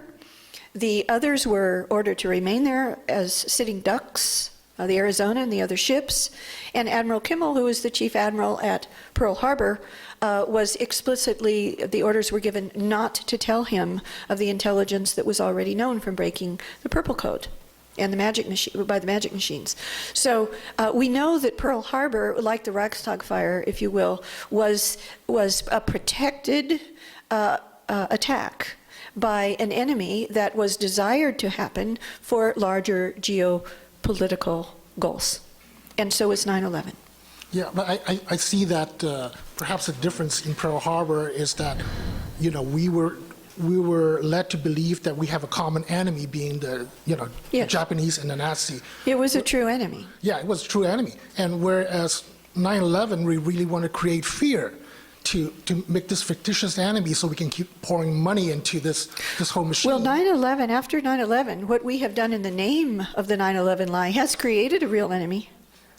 It didn't exist before, I don't believe. Yeah, and Yes. then, you know, I guess the point is, the result is the American people losing our civil liberties. Yes. You know, we created this Gestapo-like organization. Homeland Security Department. Yeah, exactly. So everybody's seeing the effect of what happened. Correct. You know, with 9/11. So these guys, these friends of yours, they must They're be not like, my friends. Well, I mean, they. Sorry. Well, what Shouldn't I that mean be is obvious? that you got to have friends in there who are losing sleep over this still. You know, No, because this they're is- not my friends, and I don't know anyone close to. I've never signed any classification agreement ever. I would never do that. I was a public journalist. No, they're not my friends. Well, there's got to be a lot of people who has conscience that would be still. There are people with consciences who have spoken to me. I've given you the quotes from many of them at a very high level. The chairman of the Joint Chiefs of Staff, for heaven's sakes, has gone public with information that proves the official story is a lie. Thank you. Yeah, thank you. Go ahead. The way the plane came in, besides how far it got or close to the building, it flew over a highway, a major highway. Weren't there people who saw what kind of plane it was who were traveling on the highway at that time? And of course, if your point, if there are explosions further in the building or other kinds of explosions, to get the plane to line up with where that would happen, would take a very good pilot to do that. And so the question I would have is, or two, didn't people see this plane who were driving on the highway what it looked like? And what's said about how a terrorist pilot could line up and even fly into the Pentagon that way. Well, I've just shown you that a terrorist pilot did not fly into the Pentagon, number one. Number two, the official story path is not the way the plane came. And it wasn't Flight 77 to begin with. It was a white plane that was formed and painted to simulate an American Airlines plane. And yes, many witnesses did see it, and after the official story was put out, assumed that it was Flight 77. Yes? You showed, during your presentation, you showed a photograph of a thermite explosion after the impact, and I just wondered if A possible thermite. It was an explosion. It's possible thermite. Okay.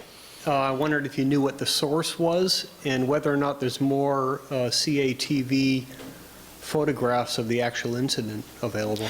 Right. There are only 2 videotapes that the government claims exist at all, and that's under oath by the FBI analyst who looked at all 85 that the FBI says they have. There are only 2, and they were almost identical videotapes from the 2 outside cameras, from the security cameras, and all they show is an explosion. They do not show a plane. That is the only video. The only photograph of the explosion we have is that one photograph that I showed you that appears to be an explosion. It may or may not be the same explosion. It probably is, but we don't know for sure. You've shown who the people are that you believe are actually pulling the trigger on all of this. The question is, who is behind these people and what's their ultimate goal? Does this work its way all the way into a one world government business and all that? Mm-hmm. I think at the beginning I made clear who I think is behind it. It is the signatories of the Project for a New American Century, and in turn behind them are people like the Rockefellers, the Council on Foreign Relations. The World Trade Center towers were built and owned by the Rockefellers, and I believe that they were built to be brought down. And David Rockefeller himself was asked, you can see it, I believe that you can actually see it on a video, but if not, certainly the quote, it's a public quote. He was asked, he said words to the effect, I've been accused of wanting a one world government and being willing to do anything to get it. And then after some more verbiage, he said, well, if that's what I'm accused of, I'm proud to say that it's true. Words to that effect. This was necessary, I believe, in order to justify, after the fall of the Soviet Union, after the fall of the wall, and when they were allegedly a unipolar power before the rise of China and other, as they call them, peer competitors or potential adversaries in the military, I believe that that was the time that the people behind the Project for a New American Century, and they even say so, that they believed that they should strike while the iron was hot, as it were, and have some kind of a pretext, a new Pearl Harbor, to justify an American century. It was called Project for a New American Century, to have a global domination. Yeah, I've thought ever since about a week after 9/11 happened that it was an inside job, and I certainly agree with you on that.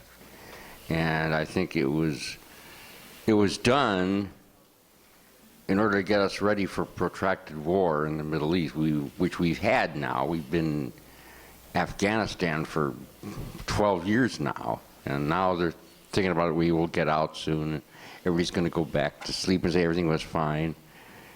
But the thing is, sometimes it is necessary to go to war, and it's very hard to get the public of this country to do that, which is why... That's why Pearl Harbor was protected. I think why, they let Pearl Harbor happen. Yes. So that we facilitated Pearl Harbor to happen. And they can manufacture this Tonkin Gulf incident to get us into Vietnam. Yes. Now, after Vietnam, nobody wanted to even hear about war anymore. Right. But now after 9/11, people were hot. Let's go get those bastards. But that was the whole point. Okay, but the thing is, so why is all this being done?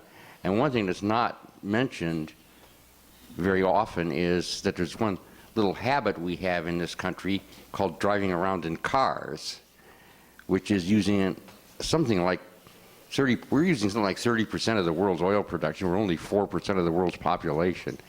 How do we get away with that? By terrorizing everybody else into letting us have it. Mm-hmm. Yeah. That's what I think is going on. So I'd like you to comment on that.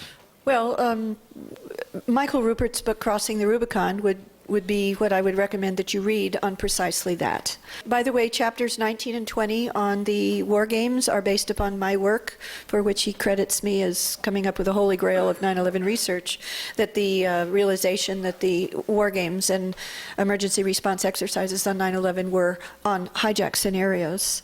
That's a very important book, but the vast majority of the book, of course, is his proposal that the powers that be in the United States and NATO countries, especially Britain, saw or believed that peak oil was coming, and if it hadn't already come. It's not clear that it has come, but if they believed that it had come, that they wanted to be in a position with troops on the ground in the Middle East to control the movement of fossil fuels. Mm-hmm. Over here. These flights, I didn't believe until last year that these flights were not real. Mm-hmm. And I become convinced in the last year that these flights have been fake. Last year, there was Professor Fetzer, who came Jim to Fetzer. town, and he was threatened when he was going to give his presentation, and they had to put it in a little church in U District. Yes, I remember, just before the Vancouver hearings. For a small thing, and he has come out with this theory, and he has, because I was suspicious of it from the beginning, because how do these planes, when you see it in the film, even on the World Trade Center buildings, how do these planes cut through the World Trade Center, which is concrete like butter? Well, it didn't. I've interviewed. I want to go on record that I have a completely different point of view than Professor Fetzer on the World Trade Center towers. There was at least a real plane that impacted World Trade Center 2. I've interviewed witnesses who were physically on the ground, on the sidewalk, saw it go over, hit, and pieces of the plane almost killed them. So just because you have proof that some of the videotapes of World Trade Center impacts were faked in whole or in part, tells you nothing about what happened there. Right. It doesn't rule out a plane impact at all. Okay, 2 more questions.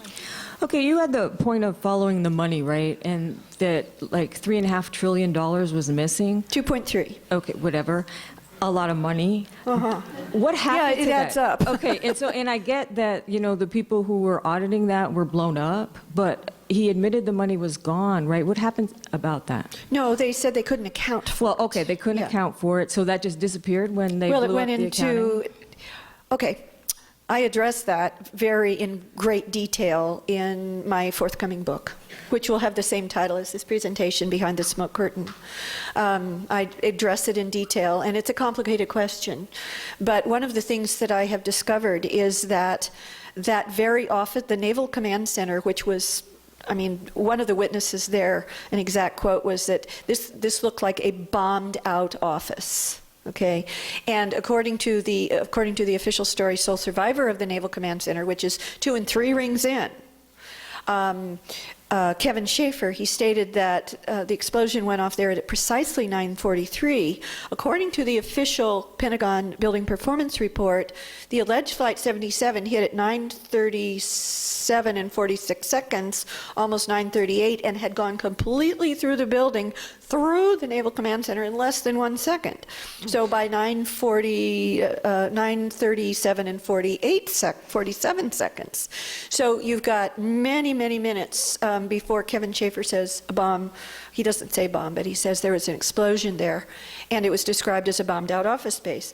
So why is that important? It's important because I've learned that the Naval Command Center was not only almost certainly part of Able Danger, which was tracking the hijackers prior to 9/11, almost a year and a half, including 3 of the 4 cells that were allegedly involved. They had records of that there. Those records were destroyed of not only that, but I learned that there's something called the Black Eagle Fund that was allegedly $240 billion that was controlled by the Central Intelligence Agency and almost certainly by George Bush Sr. himself, that had been used to sabotage the Soviet Union secretly, economically sabotage the Soviet Union, which was one of the main reasons that it fell, and not because of Osama bin Laden, who was our own CIA asset in Afghanistan. And that those records of that were actually held in the Naval Command Center also. My question is, what is your opinion of the National Defense Authorization Act, and what is your prediction for the civil liberties in the United States?